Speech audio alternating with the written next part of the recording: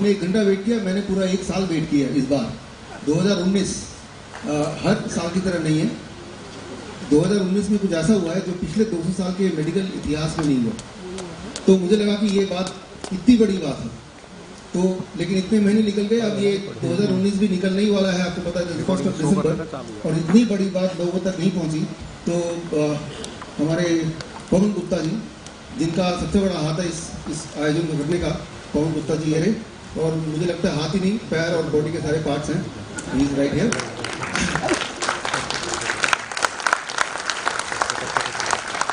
तो जो भी मैं आपको बताऊंगा वो सारे, एक तो ये रिसर्च पेपर है जिनको देखना बाद में देख सकते हैं, 2 पार्ट है, एक तो मेरा लेक्चर, उसके बाद क्वेश्चन आंसर। आपको इसलिए नहीं मानना है कि मैं बता रहा हूं, जो भी कंफ्यूजन आपको लिखते रहना है, you have a feedback form, और उसके बाद क्वेश्चन आंसर राउंड होगा, उसमें आप जितना चाहे पूछ सकते हैं, और जब आपको लगे कि हाँ कन्विंस्ड है तभी कन्विंस्ड है। It's not because I am saying, what ever reference I give वो यहाँ भी है, उसका आपको लिंक भी मैं बाद में दे दूंगा खत्म करने से पहले। सो एक शब्द में अगर आज का लेक्चर मुझे खत्म करना हो एक शब्द में, तो वो एक शब्द है गोल्डीलॉक्स जोन।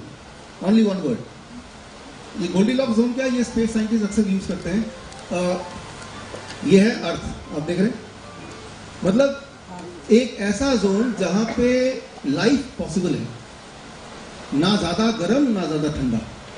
तो उस जोन में जहां पानी बर्फ भी ना बने और इंसान जले भी ना हो या जीव जले भी ना, that is called Goldilocks zone, right, space scientist के भाषा में।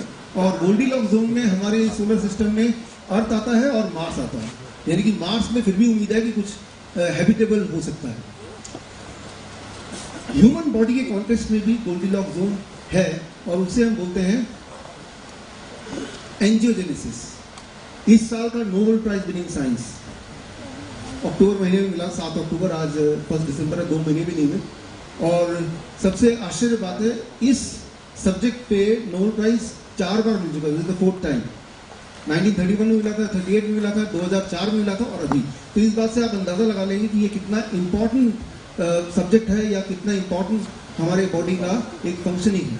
ये फंक्शनिंग अगर आप समझ जाएं तो एक बात तय है, आपको किसी भी बीमारी से घबराहट नहीं होगी, पहली बात। दूसरी बात, आपके फोन आए इन दिनों में, और cancer, heart disease, autoimmune disease, इस तरह के क्वेरीज थे, राइट, और आप चल के आए यहाँ पे और आप मुझे सुन पा रहे हैं, समझ पा रहे हैं, इस स्थिति में आप हैं, वो दिख रहा है मुझे।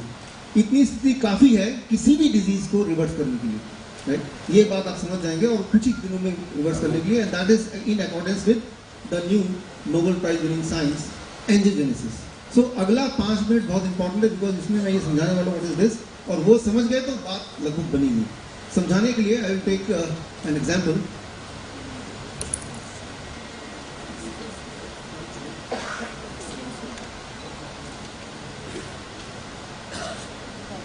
अब देखिए, हमारे बॉडी में करीब 1 लाख किलोमीटर ब्लड वेसल्स हैं, 1 लाख किलोमीटर, मतलब पृथ्वी के 2-2.5 चक्कर तो लग ही जाएंगे। और उसमें ब्लड वेसल्स हैं, आर्टरीज हैं, वेन्स हैं, कैपिलरीज हैं। कैपिलरीज की काउंटिंग करें, करीब 2000 करोड़ कैपिलरीज हैं, और एक चक्कर लगा देता है बॉडी में ब्लड करीब 1 मिनट के अंदर। तो that is the kind of blood vessel in our body. और उसके अगर ब्लड वेसल देखेंगे तो मेन ब्लड वेसल है, मान लो अगर ऐसे देखते हैं तो फिर उसके छोटे ब्रांचेस निकलते हैं, ब्रांचेस के भी ब्रांचेस निकलते हैं, उसके भी ब्रांचेस निकलते हैं, फिर उसके भी और ब्रांचेस निकलते हैं। जो सबसे छोटे वाले हैं उन्हें बोलते हैं कैपिलरीज।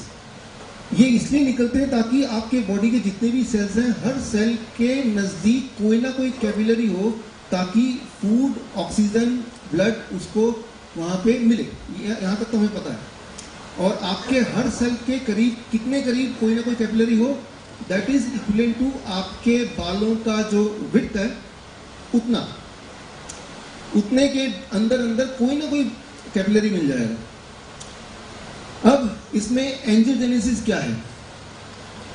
हमारा बॉडी ये देखता रहता है कि कहाँ खाने की कमी है, जहां भी खाने की कमी है वहां पे एक नया ब्रांच खोल देता है। और हमारा बॉडी ये भी देखता रहता है कहाँ खाना ज्यादा है, वहां एक ब्रांच बंद कर देता है। ये जो प्रोसेस है ये लगातार चलता रहता है, that is what is called angiogenesis. Simple भाषा में एंजियोजेनेसिस कहते हैं। आपने बचपन में इसको लाइव देखा अपनी आंखों से, मैं आपको याद दिलाता हूँ, याद कीजिए। मनोहर जी नमस्कार, आपने देखा नहीं, थैंक यू। तो बचपन में आपने देखा होगा कि पैरों में चोट लग गई, छिल गया पैर, और उसके बाद धीरे धीरे वो सूखने लगा और एक पपड़ी बन गई काले रंग की। फिर आप जल्दी में या क्यूरियस हैं, आपने उसको खरोचना शुरू किया, और खरोचा तो बाई चांस वो निकल गया ऊपर की पपड़ी। फिर अंदर क्या देखा आपने? अंदर जो देखा तो लाल लाल दिखा, और अगर बहुत ध्यान से देखा हो तो आपने थोड़े छोटे छोटे ब्लड वेसल्स देखे होंगे। सो एंजियोजेनेसिस इज हैपनिंग देयर, वहां पे जो हो रहा है that is called angiogenesis, right. क्योंकि एंजियोजेनेसिस हो रहा है इसीलिए वो हील हो रहा है, right? तो वहां एकदम से नए ब्रांचेस खुल रहे हैं, नए ब्रांचेस की आवश्यकता पड़ रही है। सो that is what is angiogenesis. अब कभी कभी क्या होता है कि जहां पे जरूरत नहीं वहां भी अगर नए ब्रांच खुल जाए तो सारी प्रॉब्लम आती है। नेचर, जो कि एक बहुत ही प्रेस्टिजियस जर्नल है, 2004 के इशू में आया था, ऑटोप्सी समझते हैं, मरने के बाद इन्वेस्टिगेशन, कि 40% वुमेन्स के बॉडी में ब्रेस्ट कैंसर सेल पाया गया, 50% मेन के बॉडी में प्रोस्टेट कैंसर सेल पाया गया, और हर एक के 100% लोगों के बॉडी में थायराइड कैंसर सेल पाया गया। लेकिन हम में से सारे लोग थायराइड से कैंसर से नहीं मरने वाले, ना ही ब्रेस्ट कैंसर से, ना ही प्रोस्टेट कैंसर से। बोलने का मतलब कि कैंसर सेल्स एक मात्रा में पाया गया जिससे वो ट्यूमर में या कैंसर में तब्दील हो सकता था। वो जो सब्जेक्ट था उसका नाम था, जो टॉपिक था, कैंसर विदाउट डिजीज। बोलने का मतलब इस वक्त भी आपके बॉडी में बहुत सारे कैंसर सेल होंगे जैसा आपको पता है, लेकिन वो फुल ब्लोन कैंसर होकर बीमारी नहीं बनती है। क्यों बीमारी नहीं बनती है? That is very very important, कि जैसे वो ट्यूमर बढ़ने लगता है, करीब आपके बालों के डबल या ट्रिपल साइज में ट्यूमर बन जाता है। हमारा बॉडी क्या करता है, एक ब्रांच कैपिलरी काट देता है, जिस पर एंटी एंजियोजेनेसिस, कि यहाँ तो ये ज्यादा ही बढ़ रहा है तो एक ब्रांच काट दिया, तो आपका ट्यूमर उतना तो बढ़ गया लेकिन वो इतना बड़ा भी नहीं कि आपको एहसास भी हो या आपको दिक्कत दे सके। किसी किसी के बॉडी में वो ब्रांच कटता नहीं है, यानी कि उसको फीड करते रहते हैं, तो वो ट्यूमर बन जाता है, फिर वो कैंसर बन जाता है, तो उसका देहांत फिर कैंसर से होता है। अब जो कैंसर के पेशेंट हैं उनमें यही हो रहा है कि उनके जो सेल्स हैं, राइट, जो वो उनको ज्यादा फीडिंग मिल रही है, ज्यादा फूड मिल रहा है, मतलब वो ब्रांच बंद करना था, नहीं बंद हो रहा है। That is what is called cancer. वो कैसे दिखेगा? एक एक सेल अगर आप देखेंगे उसको, आप देख रहे हैं यहाँ पे एक कैंसर सेल है, उसके अंदर जो छोटी छोटी आप पतले पतले देख रहे हैं, that is a blood vessel, that is a angiogenetic blood vessel. वो ज्यादा है जिसकी वजह से वो बढ़ता जा रहा है, बढ़ता जा रहा है, बढ़ता जा रहा है। अगर आप कैंसर को स्टॉप करना चाहते हैं तो उसके ब्रांचेस कुछ काटने पड़ेंगे, उसको रोकने पड़ेंगे, राइट, तो वो कैंसर वहां रुक भी सकता है। और यही चीज होती है डायबिटीज के केस में। डायबिटीज के केस में बोला जाता है कि डायबिटीज रेटिनोपैथी, यानी कि ब्लाइंडनेस। ब्लाइंडनेस में क्या है, जब भी किसी के बॉडी में शुगर बढ़ेगा तो आंखों के पीछे जो नर्व्स हैं वो तेजी से बढ़ेंगे, ज्यादा होंगे कैंसर की तरफ। और अगर उनके आंखों में आप टॉर्च से देखेंगे तो बहुत सारे ब्लड वेसल दिखेंगे, तो यानी कि उनके आंखों में रेटिनोपैथी यानी कि ब्लाइंडनेस की शुरुआत हो गई है। और ब्लाइंडनेस की शुरुआत कैसे हुई? ब्लड शुगर के बढ़ने से। सो that is what is called angiogenesis. तो यहाँ पे आप देखिए मैकेनिज्म ब्लाइंडनेस का और कैंसर का सेम ही है ना, both of them are having same mechanism. दोनों में जहाँ पे कैपिलरीज की जरूरत नहीं है वहाँ है, और वहाँ बढ़ते जा रहे हैं सप्लाई, तो वो ट्यूमर बन रहा है या ज्यादा ब्लड वेसल बन रहा है, तो दिखने में मुश्किल आ रही है, which we call as blindness. अब सबसे इंपॉर्टेंट बात, this is a very important slide, जो सेंट्रल कैरेक्टर है दैट इज एंजियोजेनेसिस। या तो कहीं जरूरत है और वहां सप्लाई ना करे, जैसे हार्ट में, हार्ट की मसल को जरूरत है लेकिन हमारी बॉडी ने क्या किया, एक शाखा को काट दिया अनजाने में, राइट। एक शाखा को काटने से क्या होगा कि वहां सप्लाई नहीं जाएगा, और नहीं जाने से क्या है, that is heart cell will die and that is called heart attack, या brain cell will die, that is called brain stroke. तो ठीक उसी तरह से erectile dysfunction, hair loss, obesity के केस में क्या लगता है, जितनी सप्लाई चाहिए उससे ज्यादा सप्लाई मिल रही है। तो आप देखिए बीमारी अलग अलग है, ब्लाइंडनेस है, कैंसर है, ओबेसिटी है, या फिर हार्ट डिजीज है, स्ट्रोक है, हेयर लॉस है, इरेक्टाइल डिसफंक्शन है, ये दिखने को सारे अलग बीमारियां हैं, लेकिन सबका जो कंट्रोलिंग मैकेनिज्म है वो एक ही वर्ड है, and that is angiogenesis. Angiogenesis dysfunction बोल सकते हैं इसको अगर हम एक लेमन भाषा में समझें तो होता क्या है हमारी बॉडी में, इट इज वेरी इंटरेस्टिंग। हमारी सरकार बीपीएल, बिलो पॉवर्टी लाइन के लिए क्या करती है, फ्री राशन दे रही है, फ्री राशन। लेकिन कुछ क्लेवर लोग, चालाक लोग क्या करेंगे, बीपीएल का कार्ड बना लेंगे, तो वो कार्ड दिखाएंगे, उनको भी फ्री राशन मिलेगा ना, और सरकार सोचेगी ये तो बीपीएल है, तो उनके घर में राशन बढ़ता जाएगा और मतलब उनके पास ज़्यादा से ज़्यादा सामान आता जाएगा। तो वो एंजियोजेनेसिस हो गया कि उनके आगे बोर्ड लगा कि मुझे राशन की जरूरत है बिकॉज मैं गरीब हूँ, लेकिन वो सिर्फ बोर्ड ही है, रियलिटी में नहीं है। तो कैंसर में भी ये कि the cell confuses the body कि यहाँ पे जरूरत ज़्यादा है और बॉडी अनजाने में वो सप्लाई पास करती है, right. So this is what is the Nobel prize winning science जो इस बार का है। लेकिन इसमें हम क्या कर सकते हैं, that is very very important, कि इसमें हमारा क्या रोल है, यहाँ पे हमें समझ आएगा। मैंने आपको बताया था कि अगर ब्लड शुगर बढ़ जाएगा तो क्या होगा, ब्लाइंडनेस। तो आप क्या करेंगे ब्लड शुगर ना बढ़ने के लिए, दवाई लेंगे ना, तो ब्लड शुगर नॉर्मल रहेगा। जब दवाई लेते हैं, वेरी वेरी इंपॉर्टेंट, यहाँ आपको सुनना जरूरी है, डायबिटीज की दवा जब लेंगे, डायबिटीज की दवा, वो ब्लड शुगर नॉर्मल करता है, लेकिन सिग्नल पास करता है बॉडी में कि कई सारे कैपिलरीज को काट दो, ब्रेक कर दो, मतलब एंटी एंजियोजेनेसिस।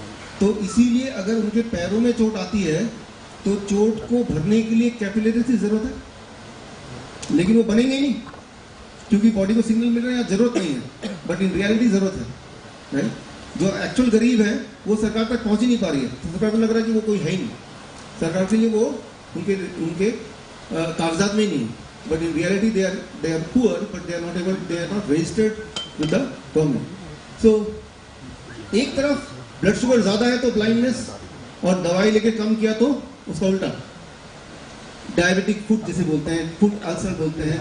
सो दवाई लेके ब्लड शुगर को कम करना मतलब फुट अल्सर की तरफ बढ़ना। तो कोई भी दवाई, डायबिटीज की बात करें, कोई भी दवाई, all diabetes drug increases the mortality. कोई भी दवाई दुनिया की डायबिटीज की खाएंगे तो उससे आपकी आयु घटेगी, ट्राई टू अंडरस्टैंड, आयु घटेगी। और यूनिवर्सिटी ग्रुप डायबिटीज प्रोग्राम ये बहुत बड़ा ट्रायल है। इस ट्रायल के बाद एफडीए ने डिसाइड किया 1975 में कि सारे डायबिटीज के दवाइयों के ऊपर लेबल लगा देते हैं कि डायबिटीज की दवा इंसान के लिए खतरनाक है। दवा बंद क्यों नहीं किया? आप देखिए सिगरेट के पैकेट में लिखा रहता है ना, वो बंद क्यों नहीं कर देते सरकार? क्योंकि उससे रेवेन्यू भी बहुत आ रहा है। बंद करेंगे तो रेवेन्यू बंद हो जाएगा, एम्प्लॉयमेंट बंद हो जाएगा। एट द सेम टाइम सरकार आगा भी करना चाहती है, अपना रोल अदा करना चाहती है, तो उन्होंने लिख दिया कि कैंसरस है, कैंसर की फोटो बनाती है, decision is up to you, right. The same thing is by the time ये रियलाइज हुआ कि डायबिटीज की मेडिसिन एक्चुअली मोर्टेलिटी रेट बढ़ाती है, यानी कि मृत्यु दर बढ़ाती है, लेकिन बाय दैट टाइम वो डायबिटीज का इंडस्ट्री इतना बढ़ चुका था कि इंडस्ट्री को बंद करना बड़ा चैलेंजिंग था। तो डिसाइड किया चलो ये लिख देते हैं, वार्निंग लिख देते हैं, अब लोगों को करने दो। लेकिन जब ये हुआ 1975 में 40 बड़े डॉक्टर ने लॉयर हायर किया, एफडीए के ऊपर केस कर दिया और ऐसा होने नहीं दिया। और तब से लेकर आज 2018 तक जितने सारे ट्रायल्स में हैं उनकी लिस्ट ये रही, हर ट्रायल में result again and again same निकला है। High blood sugar is bad but taking medicine in high blood sugar is worse. High blood sugar खराब है लेकिन उसमें दवा लेके कम करना उससे भी ज्यादा खराब है। मैं ये बोलना चाह रहा हूँ, यही चीज इन सारे ट्रायल्स में जो अभी पिछले 10 साल के ट्रायल्स हैं उसमें साबित हुआ। अकॉर्डिंगली पिछले साल 2018 में नए गाइडलाइंस आए और उस गाइडलाइन में भी यही बता दिया, फर्स्ट गाइडेंस, कि मेडिसिन को टेपर डाउन करो, उसको खत्म करो, या डॉक्टर से गाइडलाइन में ये बोला कि आप बताओ पेशेंट को कि ये दे तो रहे हैं आपको मेडिसिन, सिम्टोमेटिक थोड़ा रिलीफ भी मिल जाएगा शायद, लेकिन मोर्टेलिटी रेट घट जाएगी, आपकी आयु बढ़ जाएगी। अब आप डिसाइड कीजिए। लेकिन फिर वही हुआ, इंडियन मेडिकल एसोसिएशन ने वही किया जो 1975 में अमेरिकन डॉक्टर्स ने किया था, प्रोटेस्ट किया और इसी की गाइडलाइन को इम्प्लीमेंट होने ही नहीं दिया। भारत में कर ही नहीं रहे, होने दिया होता तो आप में से 70% लोगों की डायबिटीज की दवा बंद हो चुकी थी, 70% लोगों की। और पिछले साल मार्च का अगर आप अखबार देखे याद हो तो सारे अखबार में प्रोटेस्ट आया इंडियन मेडिकल एसोसिएशन का, एंड अकॉर्डिंगली दवाइयाँ स्टिल कंटिन्यू करें। जो डायबिटीज पेशेंट है वो दवाइयों पे ही है, किसी का काम तो नहीं हुआ ना, डॉक्टर ने बुला के तो नहीं बोला कि गाइडलाइन बदल गए, these are the new evidences, आप दवाई कम कर दो, खत्म कर दो, हुआ कभी? अभी तक तो नहीं हुआ, क्योंकि कलेक्टिवली डिसीजन लिया कि इस गाइडलाइन को लोगों तक पहुंचने ही नहीं देंगे। But the truth remains the truth, वो आप तक पहुंचे या ना पहुंचे। अब यहाँ पे हम क्या कर सकते हैं, यहाँ पे समझने के लिए this is very important slide again, the Goldilocks zone. हमारे बॉडी में गोल्डीलॉक्स जोन की तरह ही काम करता है, इनफैक्ट दुनिया की हर लाइफ चीजें। For example human body 35 degree Celsius से लेकर 40 डिग्री सेल्सियस के बीच में ही जिंदा रह सकती है, एग्जाम्पल देखो। अब एवरेज क्या हुआ इसका, करीब 36 और 37 के बीच में ही जिंदा रहेगी। अगर 40 डिग्री सेल्सियस से ऊपर कर देंगे तो भी मर जाएगी, गोल्डीलॉक्स जोन, या कम करेंगे तो भी मर जाएगी, एक रेंज के अंदर। Average is 37। तो मैं क्या करता हूँ, मैं आपको लेता हूँ, अच्छा एवरेज 37 रखना ना, एक दिन इनका मैं 50 डिग्री टेम्परेचर कर देता हूँ, दूसरे दिन 25 डिग्री कर देता हूँ, या 30 डिग्री कर देता हूँ, तो एवरेज तो 37 रहा ना, तो क्या जिंदा रहेंगे? One day I increase temperature by 50 degree, body temperature, other day I decrease temperature by 220 degree. तो एवरेज तो वही रहा जितना एक्सपेक्टेड है, बट व्हाट विल हैपन? आप इसको ऐसे समझिए, ये अर्थ है और ये गोल्डीलॉक्स जोन के अंदर है। एक दिन वो बिल्कुल इधर पास में ले आते हैं, एक दिन इस कोने में यहाँ ले आते हैं। तो कभी तो वो जल रहा है और कभी बर्फ बन जा रहा है। Life will not exist. जब भी आप डायबिटीज की गोली लेते हैं वो यही होता है।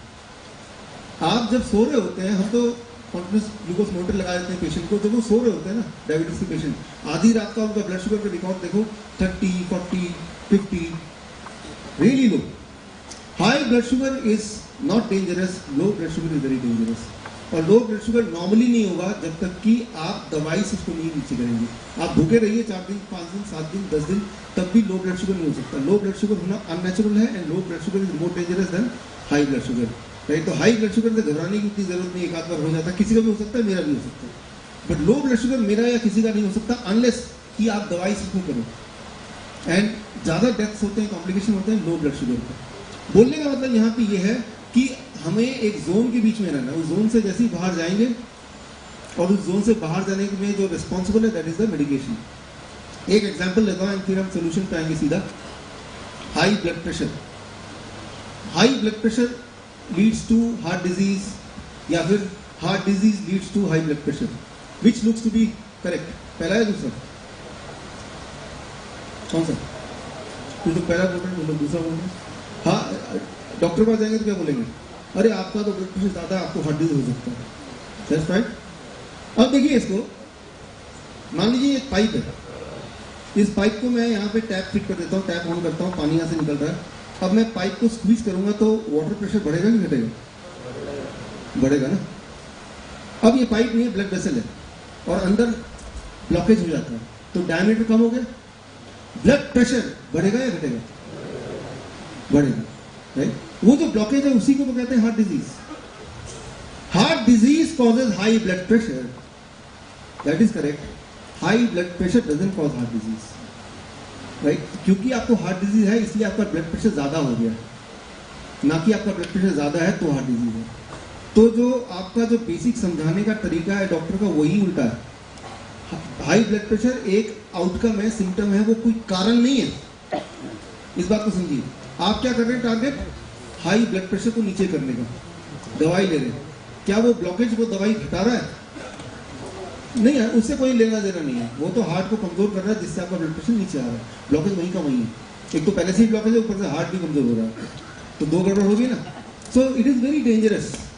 सो जैसे आप डॉक्टर को देखते हैं, आपका ब्लड प्रेशर बढ़ जाता है। जितना बड़ा डॉक्टर उसका ब्लड प्रेशर ज्यादा, जितना महंगा हॉस्पिटल उतना और ज्यादा ब्लड प्रेशर। फिर डॉक्टर बोलता है देखो आपका ब्लड प्रेशर कितना ज्यादा, आपको लगता है हाँ ये तो सही बोल रहे हैं, लेकिन कौन जिम्मेदार है? वो डॉक्टर तो जिम्मेदार है ना। तो आपको करना क्या चाहिए? सोचिए जंगल के सेटअप में क्या होता है, एक जीब्रा, उससे सेंस होता है कि टाइगर है आसपास, तो क्या हो गया? उसका ब्लड प्रेशर बढ़ जाएगा, पल्स रेट बढ़ जाएगा, हार्ट बीट बढ़ जाएगा।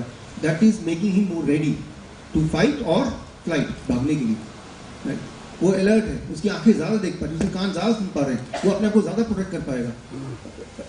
बट इंसान ने क्या किया? वहीं का वहीं खड़ा रहेगा। तो द थिंग इज कि बॉडी इंडिकेट कर रही है कि भाई भागो, लेकिन आप वहीं खड़े हैं ना, तो blood pressure it becomes a permanent companion with you. Blood pressure itself is not a disease, blood pressure कोई बीमारी नहीं है, वो एक आउटकम है, इस बात को समझना होगा। और अगर आप उस पर दवाई पे के साथ रहेंगे लगातार, डायबिटीज की दवा हो या ब्लड प्रेशर की दवा है, उनमें एक बात कॉमन है, it disturbs the body's ability to sense angiogenesis.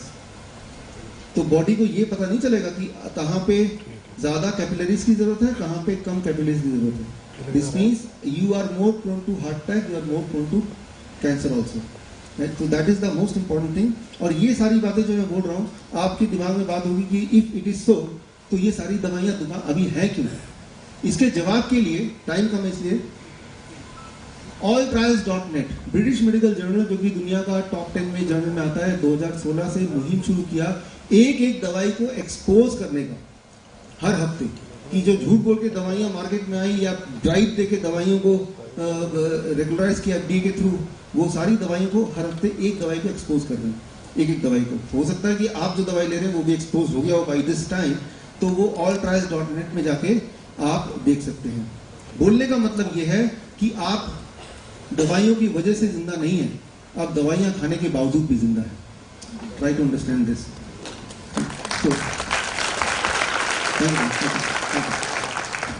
देखिए, कैंसर है, हार्ट डिजीज है, डायबिटीज है, बोलने को ये तीनों अलग अलग बीमारियां हैं, तो होता है कि इनकी अलग अलग इलाज है। बट द ट्रूथ इज तीनों का एक ही कारण है, एंड कारण मैंने आपको बता दिया कि आपका जो एंजियोजेनेटिक बैलेंस है वो बिगड़ गया है। जैसे ही वो बैलेंस आएगा तो तीनों बीमारियां एकदम से रिग्रेस करेंगी, एकदम से। कितने समय में? कुछ दिनों में, कुछ दिनों में। मैं आपको एक उदाहरण दूंगा, ये उदाहरण बहुत ही इंपॉर्टेंट पार्ट है इस पूरे ट्रेनिंग का।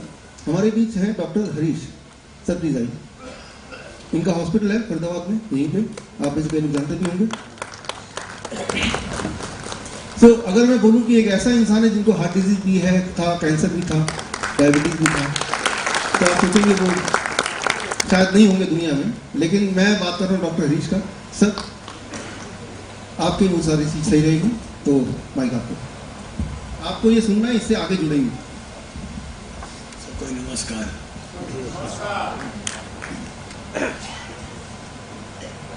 क्या कहूँ भाई, भेजने वाले तो यही थे।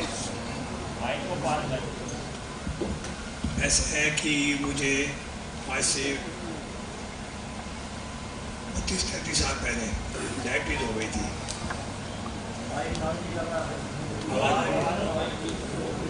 उनके पास तो 32 साल पहले मुझे डायबिटीज हो गई थी। तो जब मेरा बेटा पैदा हुआ था तो उस टाइम मैंने चेक किया तो मेरी 472 आई थी। तो उसके बाद से मैं चलो जी अपना मेडिसिन वाला खाई, एक्सरसाइज वाला करता रहता था, कोई काम नहीं होता था उसका। फिर उसके बाद आज से 1998 में मेरी वाइफ, आवाज नहीं आ रही।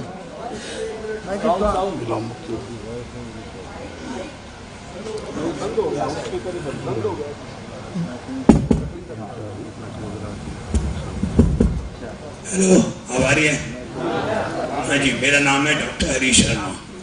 मेरा यही अपना हॉस्पिटल है, सेक्टर 8-9-10 के चौक के ऊपर, डॉक्टर हरीश हॉस्पिटल। 1983 से।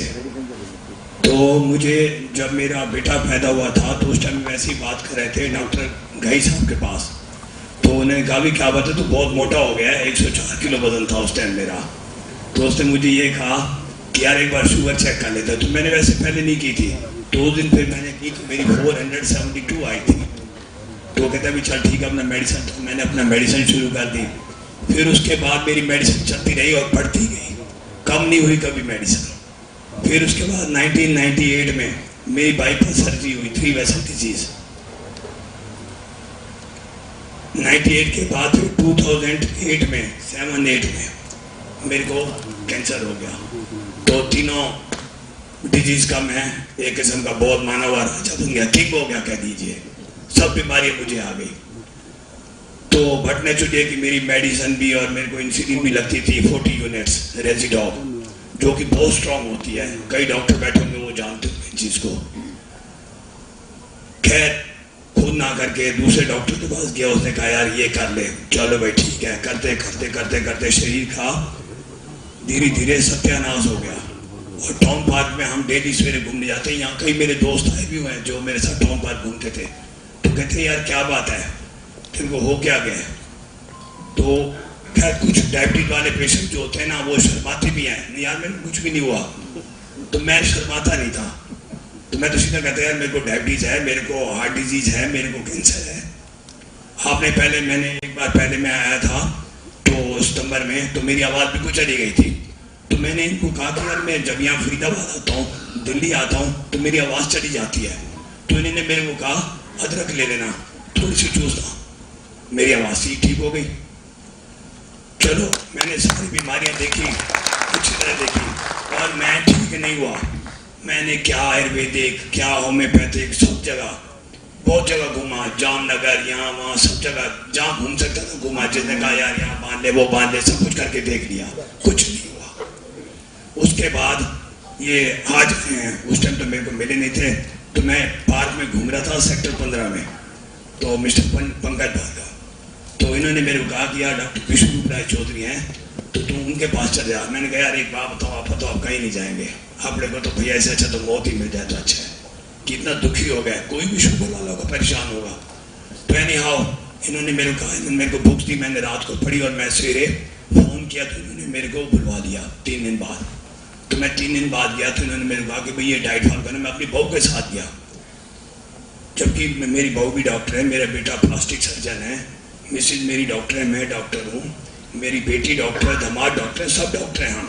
लेकिन जब मैं उनके पास आया और उसके क्योंकि मैं यहीं का रहने वाला हूँ, मेरे ख्याल से काफ़ी लोग मुझे जानते हैं, ठीक है। तो मैं यहाँ पे उनके साथ में कई जो टाउन पार्क घूमते थे, यहाँ से लेके गुप्ता जी के पास तक गया, रुक जाता था, कम से कम एक चक्कर में 20 जगह रुकता था। तो कहते क्या बात हो गई यार? मैंने कहा यार मेरी तबीयत ठीक नहीं है। और आज की डेट में जब मैंने इनका ट्रीटमेंट शुरू किया तो मेरी बहू मेरे साथ गई थी, क्योंकि वो गायनेकोलॉजिस्ट, वो कहती पापा मैं चलती हूँ साथ। मैं वहाँ गया, उन्होंने मेरे को बहुत अच्छा ट्रीट किया, क्योंकि मैं फर्स्ट टाइम गया था। तो जब जाके मेरे को इन्होंने दिया कि ये डाइट प्लान है, तो मैंने कहा ठीक है मैं कर लूँगा।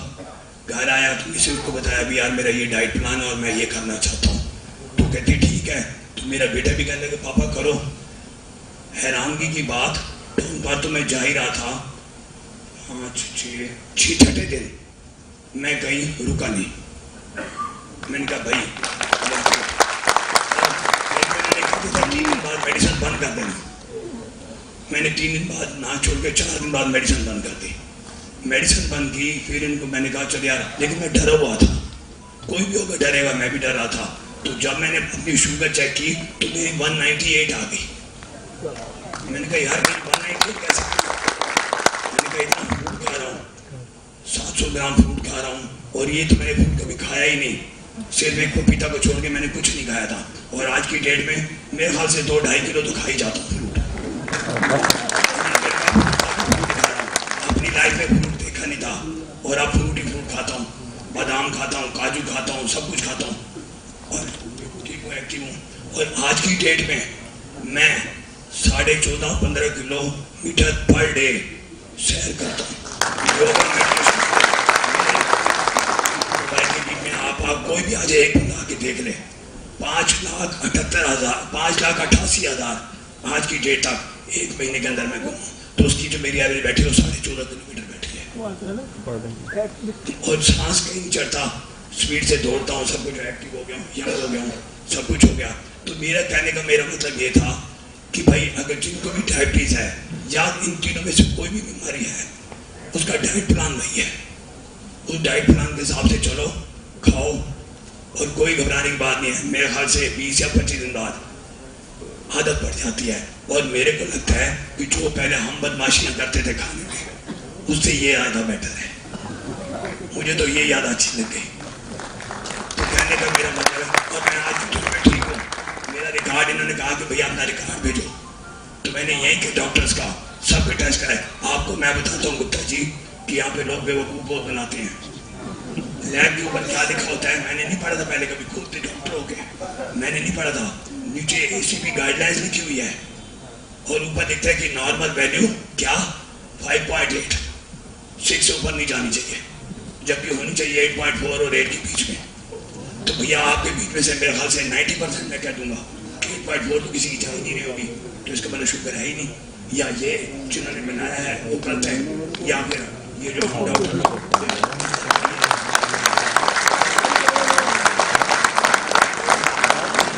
क्या किया, इन्होंने क्या किया, मेरा ट्रीटमेंट क्या किया, यही ट्रीटमेंट है जो मैं खा रहा हूँ।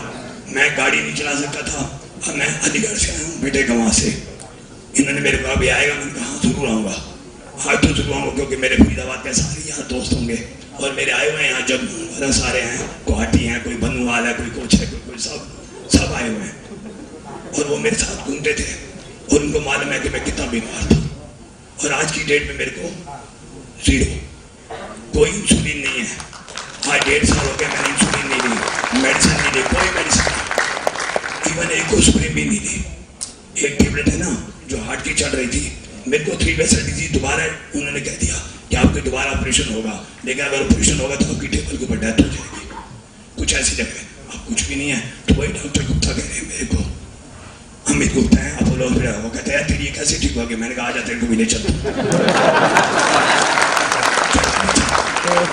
तो अगर किसी को मजाक लग रही है मेरा फोन नंबर ले लेना, मैं देता हूँ और मैं आपको चैलेंज, हाँ ये नहीं है कि यार 4 दिन ना मेरे घर में शादी है, मेरे इसकी यहाँ शादी है, 4 दिन बाद शुरू करूंगा फिर हो गए ठीक। तो कई ऐसे हैं मेरे यार दोस्त, मेरे कहते थे यार कैसे ठीक हुआ, मैंने कहा ऐसे ठीक हुआ, चल ठीक है मैं शुरू करूंगा, कब शुरू करेगा, अरे मैं थोड़ा खाना खाऊंगा, खाना तो तूने खाना है, तो ये बैठा हुआ है सामने, तो पता क्या कहता है यार मेरी यहाँ शादी है, शादी निबट जाएगी ना उसके बाद करूंगा, तो वो नहीं कर सकता।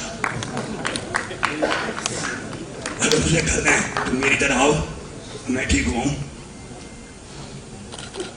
और मेरे हाल से मेरे पापा को तो सारे लोग जानते हैं, डॉक्टर नंदलाल शर्मा, बच्चों के डॉक्टर, फरीदाबाद का बच्चा जानता हूँ उनको, मैं उनका लड़का हूँ और इतनी गंदी बीमारियों से निकल गया हूँ, सामने बैठा हूँ, मेरी रेडिएशन हो चुकी है, मेरी सारा गला ऑपरेशन हुआ है, तो कहने का मतलब है कि मैं बिल्कुल ठीक हूँ इस टाइम। और मेरी एज कितनी हो गई है, 64 कंप्लीट, 65 में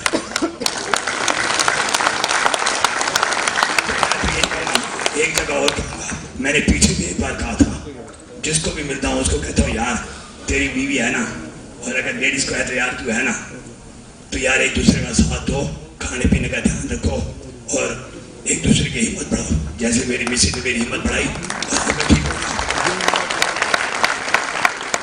सुबह से लेकर रात तक मेरी हर चीज का मेरा ध्यान रखना, तो सब चीजों का ध्यान रखने के बाद मैं को ठीक कर दिया, अब मैं ठीक हूँ बिल्कुल।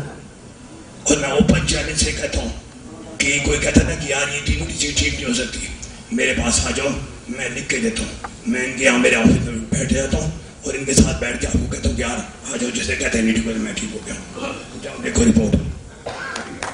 डॉक्टर पीसी गुप्ता बहुत मशहूर है, फरीदाबाद डायग्नोस्टिक सेंटर, किडनी मेरी 78-79% किडनी मेरी खराब हो चुकी थी डायबिटीज की वजह से, और अब जब मेरे टेस्ट हुए तो बिल्कुल ठीक आ गई, बिल्कुल 33 आई है और बिल्कुल नॉर्मल, किडनी मेरी थोड़ा काम करने लगी, पैनक्रियास काम करने लगा।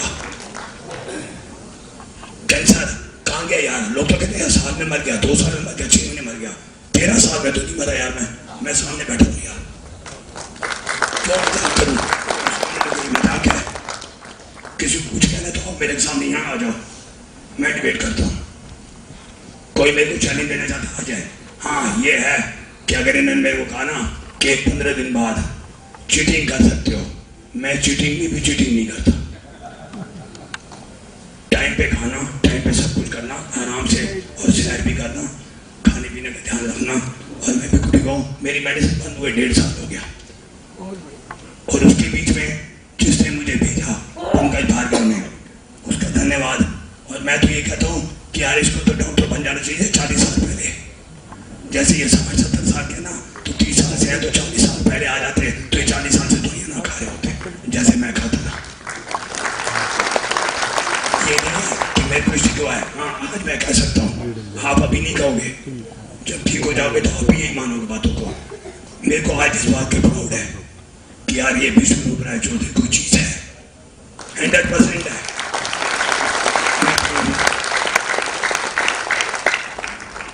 आज से 1.5 साल पहले यहाँ कौन बैठे हैं, वो हमारे भाई साहब है, ये दीपक वाले, दीपक स्टूडियो वाले, रोज इनके सामने मैं केमिस्ट की दुकान पे खड़ा होता था, इंसुलिन ले रहा हूँ, मेडिसिन ले रहा हूँ, केमिस्ट शॉप है सामने 15 सेक्टर मार्केट में, ये सामने क्यों बैठे हुए हैं, ये देखो हाथ खड़े करके कहते हैं तुम इतनी दवाइयाँ खाते हैं।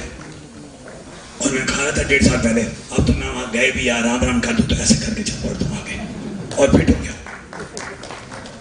अब मैं अलीगढ़ से आया हूँ, बेटे के पास चला गया हूँ, तो बेटा मेरा वहाँ है, तो मैं अलीगढ़ से ऐसे गाड़ी चला के आऊँ जैसे गाड़ी पता ही नहीं कब पहुँच गया, यहाँ पे थकावट ही नहीं है कोई, तो ठीक हो गया मैं, इसका मतलब। तो मेरा कहने का बोला हाथ जोड़ के कहूँगा, कुछ मेरे से बड़े हैं, तुम क्या क्या जोड़ता हूँ, कोई छोटे हैं तो उनका प्यार से कह रहा हूँ कि भाई थोड़े परहेज रख लो, शादी ब्याह तो होते रहेंगे लोगों की, तुम ठीक हो गए तभी आगे और शादी भी देख लेना। तो कहने का मेरा मतलब है कि इस चीज के बीच में बस मैं इतना ही कहना चाहता था कि भाई जो चीजें है ना, मैं भी पढ़ा लिखा हूँ, ठीक है, मेरी पूरी फैमिली पढ़ी लिखी है और मैं पढ़ लिख के बेवकूफ बन चुका हूँ। आप लोग बेवकूफ मत बनो, कोई बीमारी नहीं है, शुगर कुछ भी नहीं है। कोई कहता ना मैं यार बहुत मोटा हो गया हूँ, मैं कहता यही डाइट कर लो तो ऐसे जैसे खा देते हैं, कुछ हुआ ही नहीं था तुम्हारे को, यूं हो जाओ बिल्कुल स्मार्ट। तो कहने का मेरा मतलब यह है कि अपना ध्यान रखो। और थैंक्स तो पहले मैं इनका दोबारा से कर देता हूँ कि भैया आज तो छोड़ो के कह सकते हो यार डॉक्टर विशुराम चौधरी तू भी कोई चीज है, क्यों भाजी पंजाबी कहना है कोई चीज है, ये वाकई है क्या कोई चीज, ये है वाकई से कोई चीज है, फैक्ट है।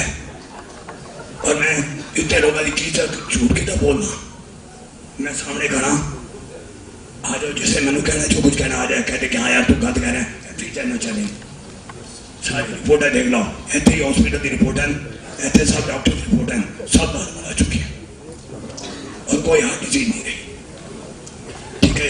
बस इतना ही कहना, ध्यान रखो, खाओ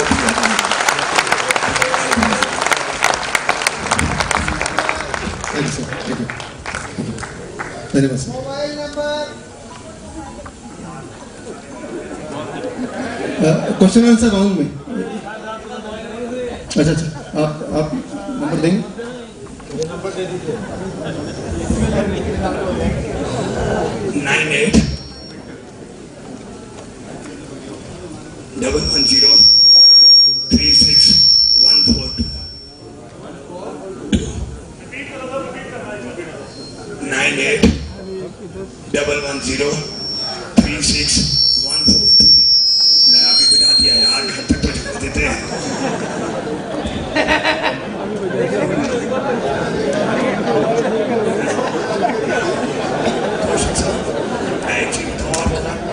मैं यहाँ चलेंगे तो मैं यहाँ खड़ा रहूँ। आप जो चीज आप ये देखना चाहते हो कि हाँ भाई मैं इतनी सैर कर सकता हूँ, अरे यार बजाए यार अच्छी तरह बजा लें, क्यों झूठ बोलूं जब मैं खड़ा हूँ सामने।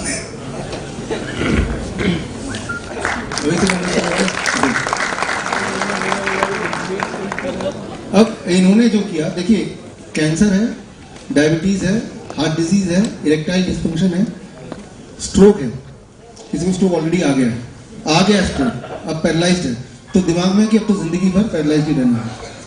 जबकि ट्रूथ है जो मैं अभी बताने जा रहा हूँ नेक्स्ट 15 मिनट्स में, और अगर आपके आसपास कोई ऐसा स्ट्रोक पेशेंट है तो अगर बताएंगे उनको, so he can recover, it may take about 6 months 9 months time, but he can recover, right. So सीधे हम जर्नी शुरू करते हैं। देखिए 10 साल हो गए मुझे, 10 साल ज़्यादा हो गए, करीब 20,000 पेशेंट देखे, 40% इंडियन है। इंडिया में जो मेरे पेशेंट्स हैं वो ज़्यादातर जो डायबिटीज़ के पेशेंट हैं वो मोटे होते हैं। 7 साल पहले मेरा सेंटर शुरू हुआ वियतनाम में, वहाँ जितने भी डायबिटीज़ के पेशेंट हैं वो पतले हैं। तो एक बात सामने मेरे दिमाग में आया कि डायबिटीज़ का कनेक्शन मोटा या पतले से नहीं है। यहाँ पे ये लगता है कि डायबिटीज़ मतलब मोटापन, मोटेपन से डायबिटीज़, जबकि ऐसा कोरिलेशन रियलिटी में नहीं है। 3 साल पहले मलेशिया में सेंटर खुला, मलेशिया में डायबिटीज़ का जो एपिसोड है वो 16%, इंडिया से भी डबल। वहाँ हर तरह के लोग हैं, मोटे वाले भी हैं, पतले वाले भी हैं। और जितने भी डायबिटीज पेशेंट मुझे मिलते हैं 80% of them are not just diabetes patient. वो सिर्फ डायबिटीज पेशेंट नहीं है, डायबिटीज के साथ 3 4 5 बीमारियां, अभी सर ने एग्जांपल दिया, डायबिटीज शुरू हुई थी कहानी, लेकिन along with that kidney patient भी हैं, कैंसर भी हो गया, और वो बड़ा नॉर्मल बात है क्योंकि मैंने आपको बताया the moment you start taking the medicine, तो मेडिसिन एंजियोजेनेसिस बैलेंस को बिगाड़ेगा और एज ए रिजल्ट बाकी डिजीज होगी। आपको लगता है कि ये इंसिडेंटल है कि ये डायबिटीज पेशेंट था कैंसर पेशेंट बन गया, but it is not incidental, it is very much connected. क्या कनेक्शन बना पा रहे हैं थोड़ा बहुत? The moment you take the medicine, that medicine itself will break that angiogenetic balance. अब वो हार्ट डिजीज होगा, कैंसर होगा, वो सारी चीज होगी। और डायबिटीज जहां पे थी वो तो है ही, लेकिन बाकी और चीज जुड़ेंगी। 80% पेशेंट और 20% जो पेशेंट सिर्फ डायबिटीज वाले हैं वो है जो कि पहले 2 साल के अंदर है, रिसेंटली डायग्नोज है, इसलिए वो है। वो कोई भी ऐसा पेशेंट आपको नहीं मिलेगा जो लाइफ लॉन्ग सिर्फ डायबिटीज पेशेंट बन के रहेगा, ऐसा हो ही नहीं सकता। ये तभी हो सकता है जब वो डायबिटीज की दवा ना ले। Try to understand. तो जब हमारा डायबिटीज टूर होता है तो 3 दिन का हमारा कैंप होता है, तो सबसे पहला काम करते हैं कि एक डब्बे में उनकी सारी दवाइयां एकदम रखवा लेते हैं। शॉकिंग बात है कि भाई इतने सालों से मैं दवाई ले रहा था, अचानक छोड़ दूंगा, तो डॉक्टर ने तो बोला कि भाई छोड़ने से तो अचानक नहीं छोड़ सकते, बट द ट्रूथ इज कि जो चीज खराब है वो अचानक छोड़ना ही ठीक है।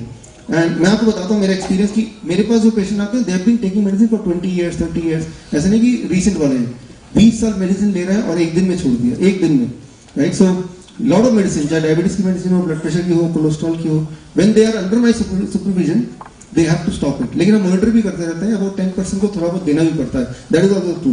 But the myth is that medicine can not be stopped, that is the myth कि मेडिसिन छोड़ा नहीं जा सकता या मेडिसिन छोड़ने से कोई एडवर्स इफेक्ट होगा, दैट इज मिथ। मैं आगे इसको और एक्सप्लेन करता हूं आपको। इंडिया में देखिए इस पिछले साल करीब 5.5 करोड़ लोग बिलो पॉवर्टी लाइन चले गए मेडिसिन खाते खाते, यानी कि इतना पैसा मेडिसिन में खर्च कर दिया। तो इतना सारा हम मेडिसिन खाते हैं या इतना इंटरवेंशन करते हैं।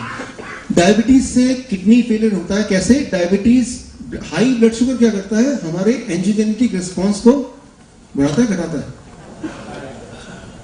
ब्लड शुगर एंजियोजेनेसिस को इंक्रीज, टू मच, रेटिनोपैथी होगी। किडनी में भी ब्लड शुगर एंजियोजेनेसिस को बढ़ाएगा। किडनी में अगर ब्लड शुगर एंजियोजेनेसिस को बढ़ाएगा मतलब ज्यादा ब्लड वेसल्स होंगे तो क्या होगा, तब भी किडनी फेलियर होगा। तो आप क्या करते हैं, ब्लड शुगर ना बढ़े तो आप मेडिसिन लेना शुरू करते हैं। मेडिसिन क्या करता है, एंजियोजेनेसिस को घटाता है। एंजियोजेनेसिस घटेगा या बढ़ेगा, both the cases effect is same, kidney failure. Kidney एक बैलेंस के बीच में रह सकता है, ज्यादा ब्लड वेसल किडनी फेलियर, कम ब्लड वेसल किडनी फेलियर, ज्यादा कैपिलरीज किडनी फेलियर, कम कैपिलरीज किडनी फेलियर। तो अगर शुगर बढ़ा रहेगा तो ज्यादा capillaries, your kidney will fail. दवा लेके कम कर रहे हैं तो दवा ओवरऑल एंजियोजेनेसिस को ही घटा देगा, तो भी it will cause kidney failure. तो आप देखिए, आप दवा लें या ना लें, इन बोथ द केसेस आपकी जो लाइफ स्पैन है वो उतनी ही है।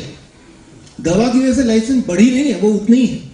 कारण मृत्यु का भी बढ़ा घटा चेंज नहीं हुआ, वो भी वही है, अंदर के मैकेनिज्म थोड़े चेंज हो गए।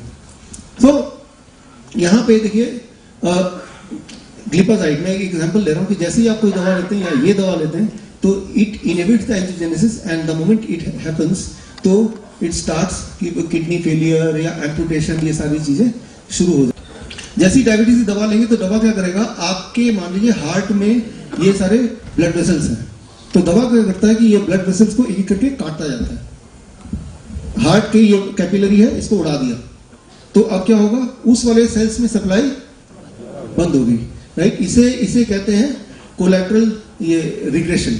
रिग्रेशन मतलब सप्लाई बंद करना, राइट। तो the moment you start diabetes medication, it's ये इस तरह से एक एक डंडी खत्म हो रही है। लेकिन ये डंडी कितने हैं, 2000 करोड़ है, 2000 करोड़ डंडियां हैं। तो इसीलिए एक दिन में नहीं पता चलता कि अगर सप्लाई एक जगह से खत्म होगी तो वही वाला सेल किसी और सिमिलर डंडी जो आसपास ही होगा वहां से फिर भी ले रहा होगा supply of food and oxygen, right. तो लेकिन आप तो एक दिन 2 दिन दवाई तो लेंगे नहीं, आप तो सालों साल लेंगे ना, तो ये डंडी खत्म होती जाती है, ये जा रही है। और एक बार ऐसा आएगा कि ये डंडियां हैं ही नहीं, तो ये जो सेल है जो थोड़ा दूर हो गया, अब किसी भी कैपिलरी के नजदीक नहीं है, now it will die and that is called heart attack. अब लेकिन कभी भी वो डायबिटीज की दवा से कोई कनेक्ट करेगा नहीं, डॉक्टर को बताएगा नहीं। जबकि आप देखिए जो रिसर्च पेपर है, राइट, वो सारे यही प्रूव करते हैं, the moment you start taking the medicine, the first thing is कि वो डंडिया, मैं इसको डंडिया बोल रहा हूँ ताकि आपको आसानी समझ आ जाए, वो कैपिलरीज बोल सकते हैं आप उसको, कैपिलरीज को वो इमीडिएटली धीरे धीरे करके खत्म करना शुरू कर देते हैं। सो ऑलवेज आई से टू ऑल माय पेशेंट्स कि भाई आपको जो हेल्थ है it starts after stopping the medication.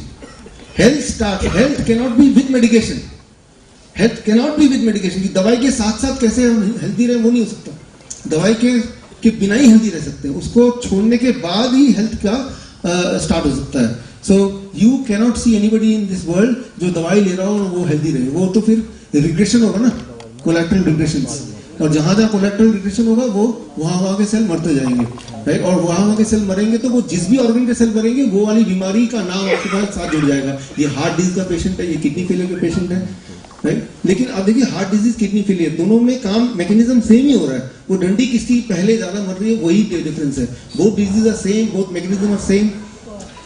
तो अब सोल्यूशन क्या है, ये बड़ा इंपॉर्टेंट। अभी तक मैंने थोड़ी प्रॉब्लम बताई, अब सोल्यूशन क्या है, कैसे करना है। अब देखिए बड़ा इंटरेस्टिंग है, ब्रेन स्ट्रोक कैसे होता है।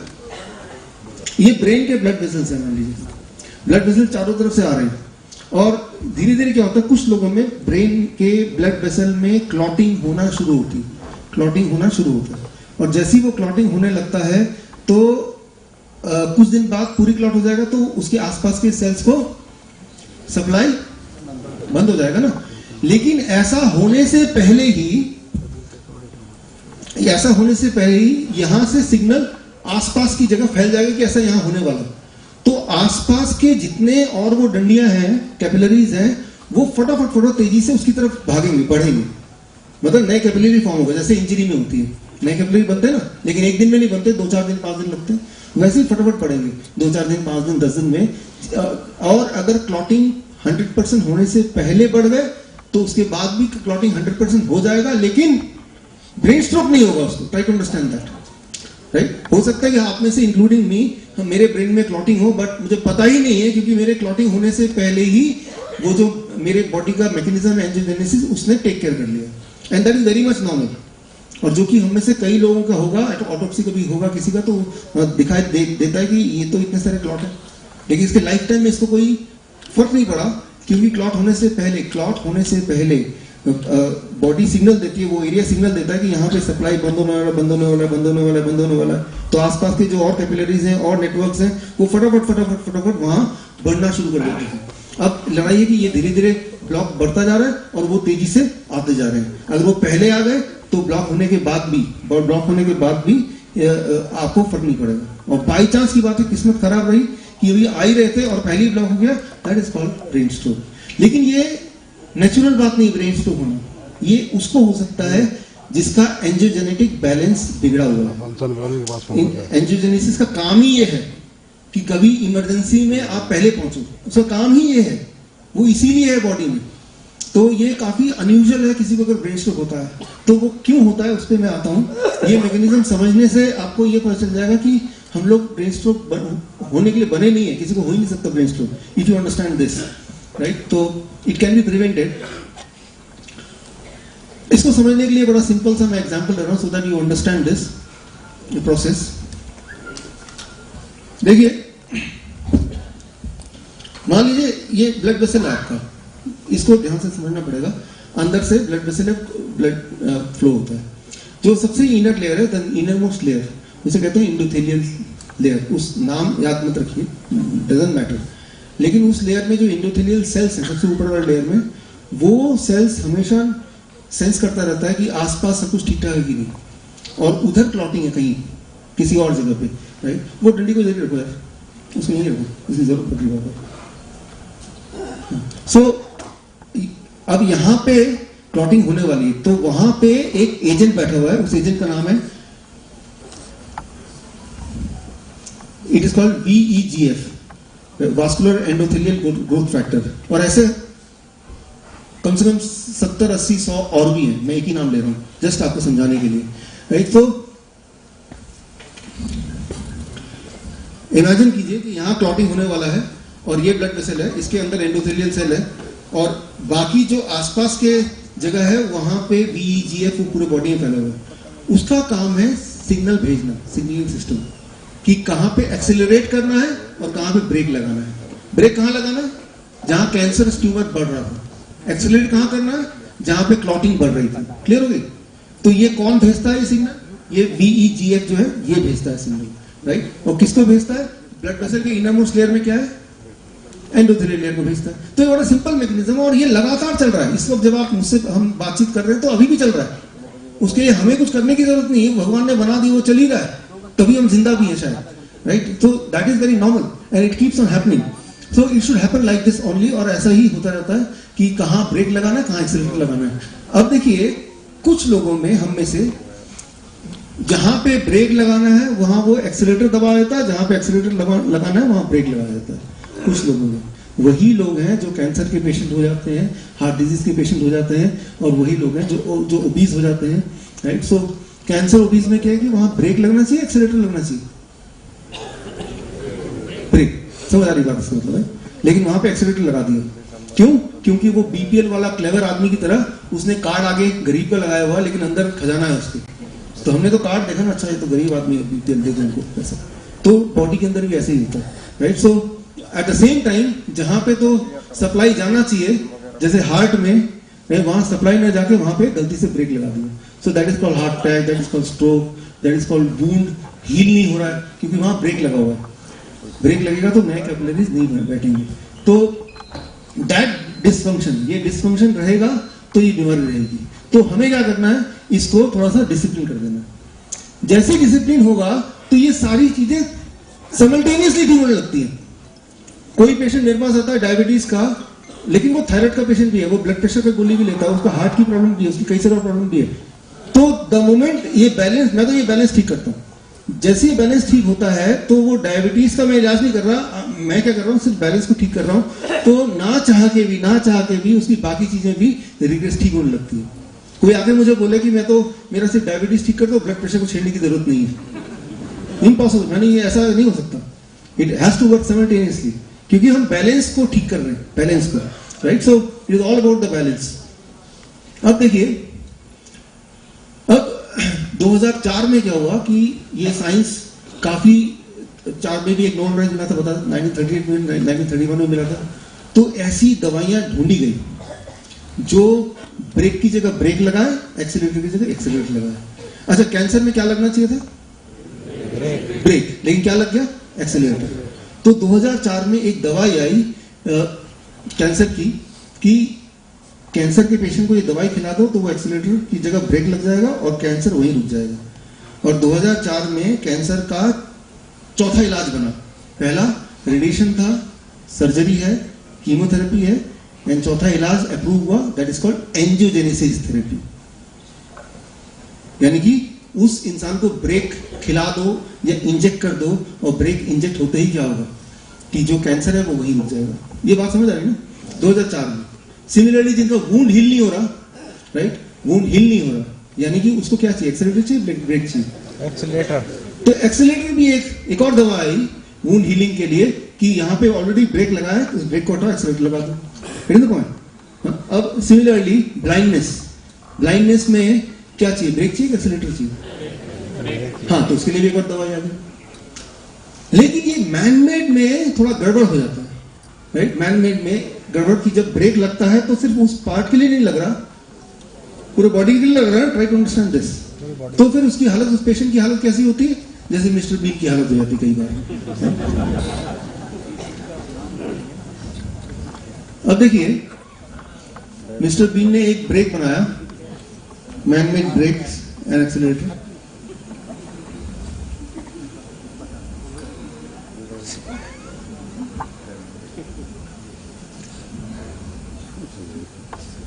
अब ब्रेक और एक्सीलरेटर को कंट्रोल करने की कोशिश कर रहे हैं।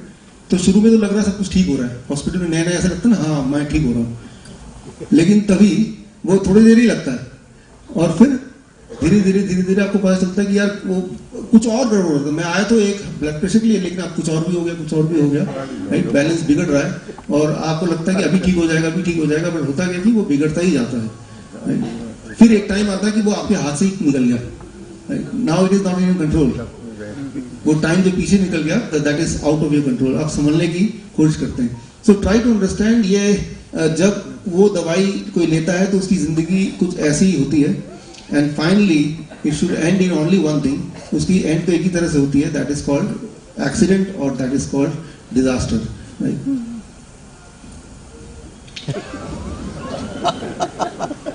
So this is all about man-made brakes and man-made accelerator.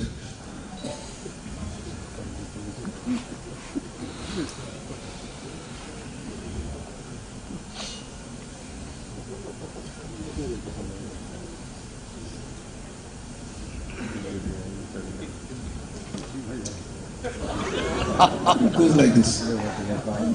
तो देखिए ये है तो कार्टून या कॉमिक का सीन है, बट ये very much it is explaining what the angiogenetic medicines are doing with the human being. वो जो एंजियोजेनेटिक मेडिसिन्स हैं जो अभी अप्रूव हुए हैं, ये जो मैंने कुछ बताया है, और अभी जो नोबेल प्राइज विनिंग साइंस आया है, उससे फार्मास्यूटिकल कंपनी में ये उम्मीद जगी है कि हम ऐसी और बहुत सारी मेडिसिन बना पाएंगे।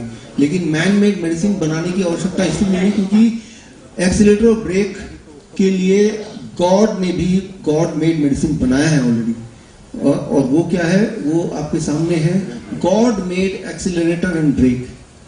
मैन मेड का हालत आपने देख लिया, लेकिन वो आगे हो सकता है 100 साल बाद कोई ऐसा बना दे, लेकिन फिलहाल भगवान का बनाया हुआ 2 एक्सीलरेटर ब्रेक सिस्टम है जिसको आप यूज कर सकते हैं राइट नाउ, ताकि अगर किसी को कैंसर है या हार्ट डिजीज है तो वो ब्रेक ठीक से लगे, मिस्टर बीन ना बन जाए और वो डिजीज रिवर्स हो जाए।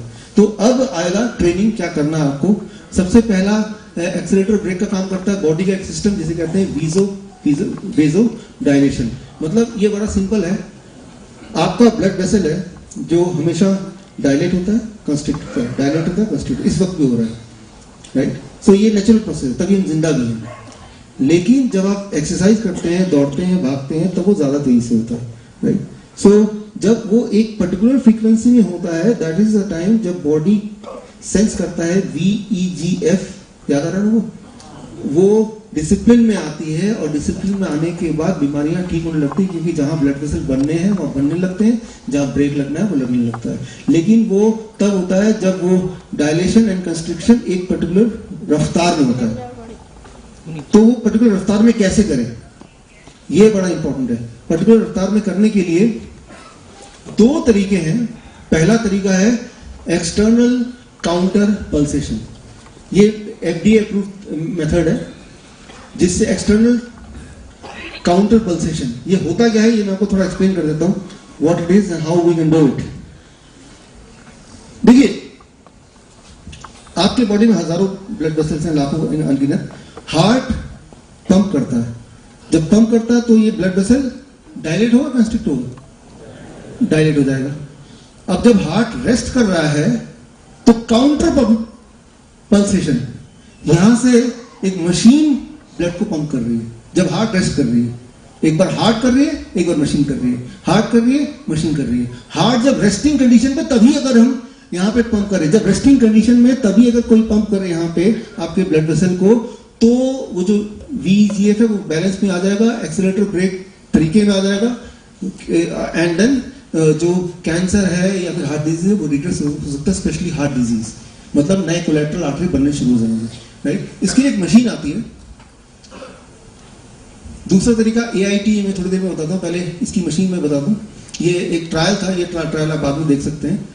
ये इस तरह की मशीन होती है, इसमें कफ लगा दिए जाते हैं, जैसे आपने देखा पैरों में लगे हुए हैं, और ECG मशीन से कनेक्ट कर दिया। ECG मशीन लगातार ये सेंस कर रहा है कब आपका हार्ट रेस्ट कर रहा है, और जब भी रेस्ट करता है तब यहाँ पे वो जो कफ है वो पंप करता है, एक पर्टिकुलर प्रेशर से पंप करता है, और ये लगातार होता रहता है, कुछ दिनों तक होता रहेगा। तो क्या होगा, नए कोलैटरल आर्टरीज खुलेंगे, इसे कहते हैं एक्सटर्नल काउंटर पल्सेशन। नए कोलैटरल आर्टरीज खुलेंगे, और नए कोलैटरल आर्टरी खुलने से जो हार्ट डिजीज के पेशेंट है, जिनको जो बोलते हैं एंजाइना है, राइट, उनका एंजाइना दर्द ठीक हो जाएगा, ठीक हो जाता है बल्कि। तो ये मशीन आती है करीब 15 लाख से 20 लाख रुपए की, और अभी हमारे महेश जी बैठे हैं, बैठे, हाँ सर, हाँ बैठे सर। अभी महेश जी ने बोला कि कुछ दिन पहले कि मैं डॉक्टर साहब मैं नई गाड़ी ले रहा हूँ। मैंने कहा नई गाड़ी आपको उतनी दूर नहीं ले जाएगी जितनी दूर ये मशीन ले जा सकती जीवन में, तो आप 15 लाख का ये मशीन क्यों नहीं खरीद लेते। तो फिर मैंने उनको बोला कि मैं एक डिस्ट्रीब्यूटर को जानता हूँ, आपसे बात करा देता हूँ, गाड़ी छोड़िए। उनका जवाब पता जाता है, आपको क्या कमीशन मिल रहा है इसमें। फिर खैर मैं कन्विंस नहीं कर पाया कि मेरे पास तो 15 लाख है नहीं, वो तो गाड़ी के लिए। मैंने कहा जगह जगह हॉस्पिटल में, यहाँ भी कई सारे हॉस्पिटल में होगा, हॉस्पिटल में ये मशीन है ऑलरेडी, काफी सारे हॉस्पिटल में। मैंने कहा मैं जानता हूँ कुछ हॉस्पिटल को ओनर को, हमारे विमल चटर्जी, उनके 100 सेंटर हैं, वहां मशीनें हैं, 1 लाख रुपए दो, 35 दिन 40 दिन हर दिन 1-1 घंटे जाके लेटना पड़ेगा, जैसा आप दिख रहा है तो ठीक हो जाएगा, 1 लाख रुपए मैं बात करा देता हूँ। पता इनका जवाब क्या था, आपको कितना कमीशन मिल रहा है? मैंने कहा जब गाड़ी खरीदेंगे तभी भी तो किसी को कमीशन मिलेगा, आप ठीक हो रहे इस बात पे ध्यान दीजिए। खैर मैंने उनको बोला अच्छा ये बताइए आपके पास पैसे कितने हैं? इन्होंने बोला मेरे पास 500 रुपए बस। अब बताओ कुछ हो सकता है? तो मैंने कहा चलो कुछ तो करते हैं। तो मैंने उनको बोला आप एक जूता खरीदिए। जूता खरीद के क्या करना है? Aerobic interval training. ये 2016 का ट्रायल है, ट्रायल का नतीजा है, it is called excite trial, बहुत बड़ा ट्रायल है। एक्साइट ट्रायल ये कहता है कि अगर आप एरोबिक इंटरवल ट्रेनिंग करेंगे 1 महीना या 2 महीना, तब भी आपके ब्लड वेसल्स वैसे ही खुल जाएंगे जैसा वो वाले मशीन में खुलते हैं। सिंपल 500 रुपए का काम हो सकता है ना। तो एरोबिक इंटरवल ट्रेनिंग क्या होता है? देखिए इसमें एक यहाँ पे वर्ड ऑफ कॉशन है, कोई भी एक्सरसाइज जब करेंगे या दौड़ लगाएंगे, कुछ भी करेंगे, जब वो काउंटर पल्सेशन होता है, वीजो डायलेशन होता है, तो नए ब्लड वेसल बन सकते हैं। लेकिन यहाँ पे जो ऑलरेडी पेशेंट हैं, सालों साल से दवाइयों पे है, उनको ये समझना होगा कि इसके कुछ साइड इफेक्ट भी है जब आप एक्सरसाइज करते हैं। मैं आपको एक उदाहरण दे रहा हूँ यहाँ पे to make you understand the side effect. 1977 में किताब आई थी रनिंग के ऊपर, ये वर्ल्ड बेस्ट सेलर थी उस वक्त, और जिन्होंने लिखा जेम्स फिक्स, और 1984 में 52 की ईयर में दौड़ते हुए हार्ट अटैक आया ग्राउंड पे और दौड़ते हुए मर गए। और ऐसे ही बहुत सारे और लोग हैं। हर साल आप देखेंगे स्पोर्ट्स के बड़े से बड़े खिलाड़ी 2018, 17, 16, 15 साइक्लिस्ट है, बास्केटबॉल प्लेयर है, फुटबॉल प्लेयर है, जो ग्राउंड पे ही कोलैप्स कर गए, हार्ट अटैक आया, कार्डियक अरेस्ट आया, they died on the ground itself. तो यहाँ वर्ड ऑफ कॉशन ये है कि एक्सरसाइज से ब्लड वेसल्स खुलते हैं, जिससे बहुत सारी बीमारियां ठीक होती हैं। At the same time we have to have precaution, ताकि कोई एडवर्स इफेक्ट ना आ जाए। Getting the point? तो वो कैसे प्रिकॉशन लेना है ये मैं आपको बताने जा रहा हूँ। What you have to do, इस चीज को आप ध्यान सुने, और इसका स्लाइड है वो बाद में आपको दे दूंगा।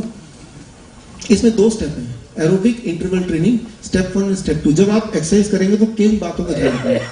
पहली बात बहुत ही सिंपल है, आपकी उम्र के हिसाब से आपका हार्ट रेट मतलब पल्स रेट, 1 मिनट में कितनी बार पल्स बीट होता है, that is heart rate, pulse rate, so beats per minute, कुछ भी बोल रहे हैं, राइट। फॉर एग्जांपल कोई अगर 45 की एज का है तो एक्सरसाइज करते वक्त ना तो उसका पल्स रेट 140 से ऊपर जाए और ना ही 105 से नीचे आए। 140 से ऊपर जाएगा तो वो खतरा बढ़ जाएगा, और 105 से नीचे आएगा तो उसका बेनिफिट मिलने की पॉसिबिलिटी कम हो जाएगी, राइट। तो जब इस के बीच में रखते हैं तो जो हमें अचीव करना है वो 1 महीना 2 महीना करेंगे तो अचीव हो जाएगा, न्यू कोलैटरल आर्टरीज खुलेंगी। हमें कैसे पता चलेगा?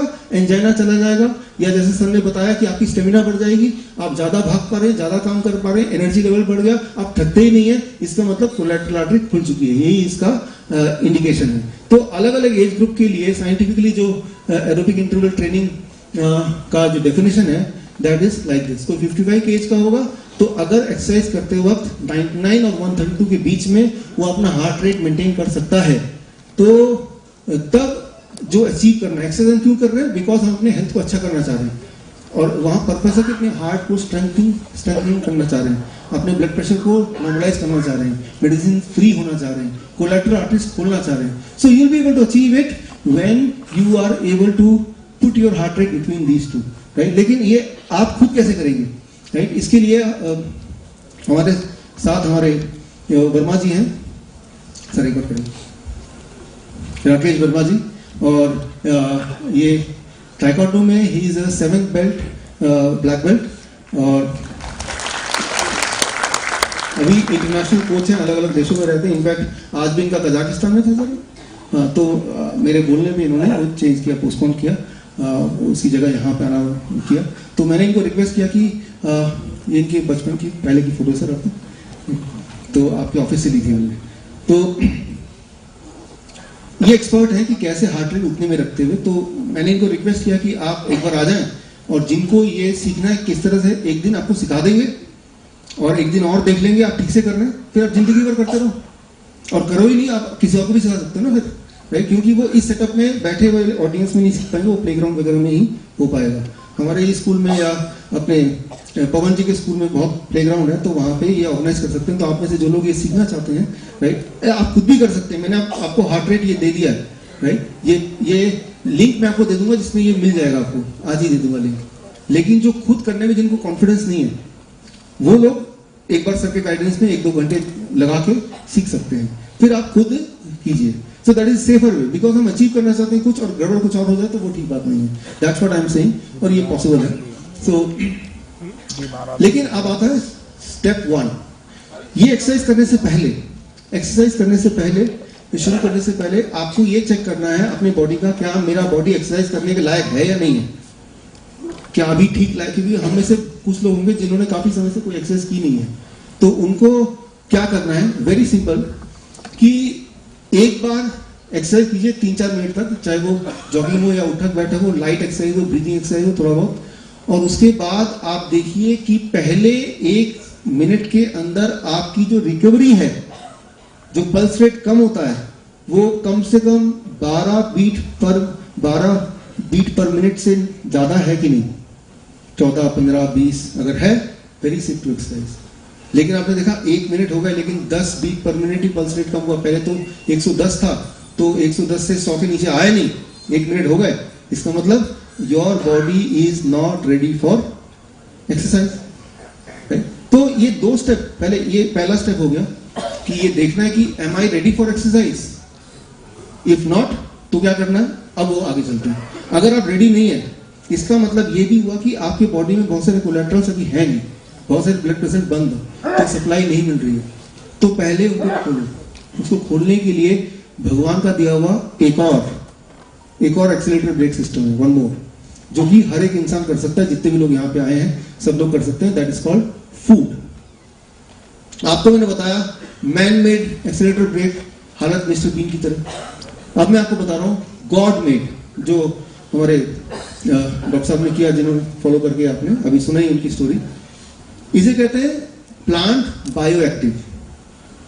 प्लांट बायोएक्टिव क्या होते हैं? आपने देखा फलों में, सब्जियों में वो रंग बिरंगे होते हैं, लाल है, पीला है, ऑरेंज है, सफेद है, अलग अलग कलर्स। तो वो जो कलर बना है, वो जो पिगमेंट है, वो जो फ्लेवोनॉइड है, उसके अंदर कुछ ऐसी चीजें हैं जिसे बोल सकते हैं प्लांट बायोएक्टिव। और यही प्लांट बायोएक्टिव है जो हमारे बॉडी के बिगड़े हुए एंजियोजेनेसिस को बैलेंस में ला सकते हैं। तो शायद भगवान ये चाहता है कि हम खूब सारा खाएं, तभी ये सब रंग बिरंगा बना दिया अट्रैक्ट करने के लिए, भाई आओ खाओ, राइट?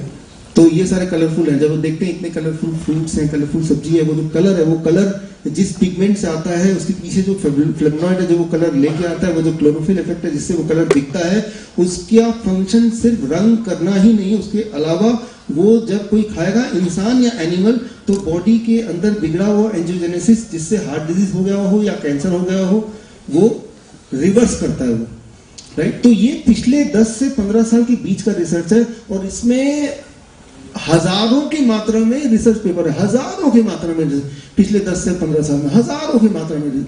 ये सारे रिसर्च पेपर, इसमें जो इंपॉर्टेंट है, मैंने कलेक्ट कर लिए, और कलेक्ट करके मैंने एक लिंक बना दिया। वो लिंक मैं आपको आज शेयर करूंगा, आपको पास समय हो तो उसको देखिए, राइट? तो हालांकि फार्मास्यूटिकल कंपनियां लाखों डॉलर्स खर्च कर रही हैं ऐसे बायोएक्टिव्स बनाने के लिए, ताकि बॉटल में डाल के वो आपको दिया जा सके, लेकिन जब तक ऐसा बन नहीं जाता, भगवान का बनाया हुआ ऑलरेडी अवेलेबल है, ऑलरेडी इज देयर, राइट? सो अब एक उसको अगर आप यूज करेंगे तो जितनी सारी बीमारियां हैं, it can get reverse within a matter of few days to few months. बिगाड़ने में आपने सालों लगा दिए, बनाने में कुछ दिन या कुछ महीने, कितना महीना कितना दिन उस पर आते हैं। एक बहुत बड़ा रिसर्च हुआ, ये मेरा कंक्लूडिंग 15 मिनट्स है या 10 मिनट्स है, उसके बाद क्वेश्चन आंसर राउंड आ सकता है। 1990 से लेके 2017 तक दुनिया का one of the very big project on disease, global burden of disease study between 27 साल ये चला, 195 कंट्रीज के आंकड़े लिए और इसमें ये देखा गया कि कुछ लोग बीमार रहते हैं, कुछ लोग हेल्दी रहते हैं, तो उसके पीछे सबसे बड़ा कारण क्या है। इस रिसर्च का इंतजार सालों से हो रहा था, कब इसका रिजल्ट आएगा। इस रिसर्च का रिजल्ट इस साल के बीच में आया, मिड ऑफ दिस ईयर। किसी को पता चला? नहीं पता चला, नहीं, सालों से 27 साल से चल रहा था। इस साल 2019 में रिसर्च आया, पता नहीं चला किसी को, क्योंकि रिसर्च में जो आया वो किसी के लिए प्रॉफिटेबल नहीं है। बेनिफिशियल हो सकता है, प्रॉफिटेबल नहीं है, और किसी के लिए प्रॉफिटेबल नहीं है तो वो उसको प्रमोट नहीं करेंगे, वो जर्नल में ही दब जाता है। बट जर्नल में दब गया, वो मीडिया में नहीं आया, दैट डजंट मीन कि उसका इंपॉर्टेंस नहीं है। शायद इसका मतलब उसका इंपॉर्टेंस कहीं ज्यादा है हमारे लिए, but it cannot be having an importance for business. So इस स्टडी में पाया गया कि जो लोग पूरे दुनिया में प्लांट बेस्ड खाना ही खाते हैं, कि प्लांट से अपना पूरा पेट भरते हैं, दे आर द वन जिनको बीमारियां रेयरली होती हैं या कम होती हैं, right. So that is a global burden disease study. इसका लिंक मैं आपको दे दूंगा, काफी मोटा इसके रिपोर्ट्स हैं। सो दैट इज द थिंग। तो मैंने एक छोटा स्टडी किया, ये तो हो गया इतने साल की स्टडी, लेकिन 3 दिन का क्या इफेक्ट आता है इस पे मैंने स्टडी किया। ये जर्नल ऑफ मेटाबॉलिक सिंड्रोम 2017 में छपा था, impact of DIP diet. DIP diet कितना लोगों को पता है? काफी लोगों को पता है। मैंने आपको एक यूट्यूब लिंक देख के आने बोला था, देखा था? कितने लोगों ने देखा था ना? जिन्होंने नहीं देखा तो अब जब बाहर जाएंगे तो आपको सबको एक 2020 डायरी मिलेगी, उसमें पूरी ये जो डाइट क्या है, क्या करना है, वो कैलकुलेशन दी होगी, ताकि आप उसको फॉलो कर सकें। फिलहाल इम्पैक्ट ऑफ डीआईपी डाइट क्या है कि प्लांट से ही खाना खाना है। अगर वो एनिमल रिसोर्स है, जैसे दूध है या मीट मछली, तो नहीं खाना, प्लांट है तो ही खाना। तो अगर ऐसा करते हैं कोई 3 दिन तक ऐसा करेगा, तो मेरा जो रिजल्ट है, जो मैंने पब्लिश किया है, 80% लोग दवा छोड़ने के बाद भी तीसरे दिन तक उनकी ब्लड शुगर वहीं पे रहती है जितना दवा लेने के साथ थी। 70% लोग ब्लड प्रेशर की दवा छोड़ने के बाद भी उनका ब्लड प्रेशर वहीं रहता है जो दवा के साथ था। Try to understand this. And about उनका एवरेज ब्लड वेट जो है वो reduction within 3 days 1.5 kg। This means हर दिन 500 ग्राम कम होंगे। और ये सिर्फ पहले 72 आवर्स की बात कर रहा हूं, यानी कि आज का दिन है 1 दिसंबर। मान लो आज ये मानते हैं और कल से आप शुरू करते हैं, कल से शुरू करते हैं। मान लो कैसे शुरू करना है मैं अगले 2 मिनट में बता दूंगा, राइट। और तो आप ये उम्मीद कीजिए 3rd डे, यानी कि 2nd, 3rd, 4th डे पे 95% लोगों को दवाई छोड़नी पड़ेगी, मजबूरी हो जाएगी, नहीं तो ब्लड शुगर लो चला जाएगा, ब्लड प्रेशर लो चला जाएगा। Try to understand, and that is really dangerous. By 3rd day you will be forced to stop it.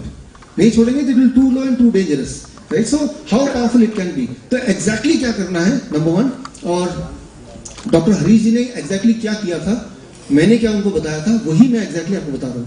एक बात मैं आपको रिपीट करता हूं कि हार्ट डिजीज, कैंसर, डायबिटीज, ये 2-3 अलग अलग बीमारियां नहीं है, वो एक ही कॉइन के 2 अलग अलग पहलू हैं। तो प्लीज दिमाग से ये निकालना पड़ेगा एक बार कि हार्ट डिजीज की आप मुझे इलाज बताओ और डायबिटीज की मुझे डाइट बताओ।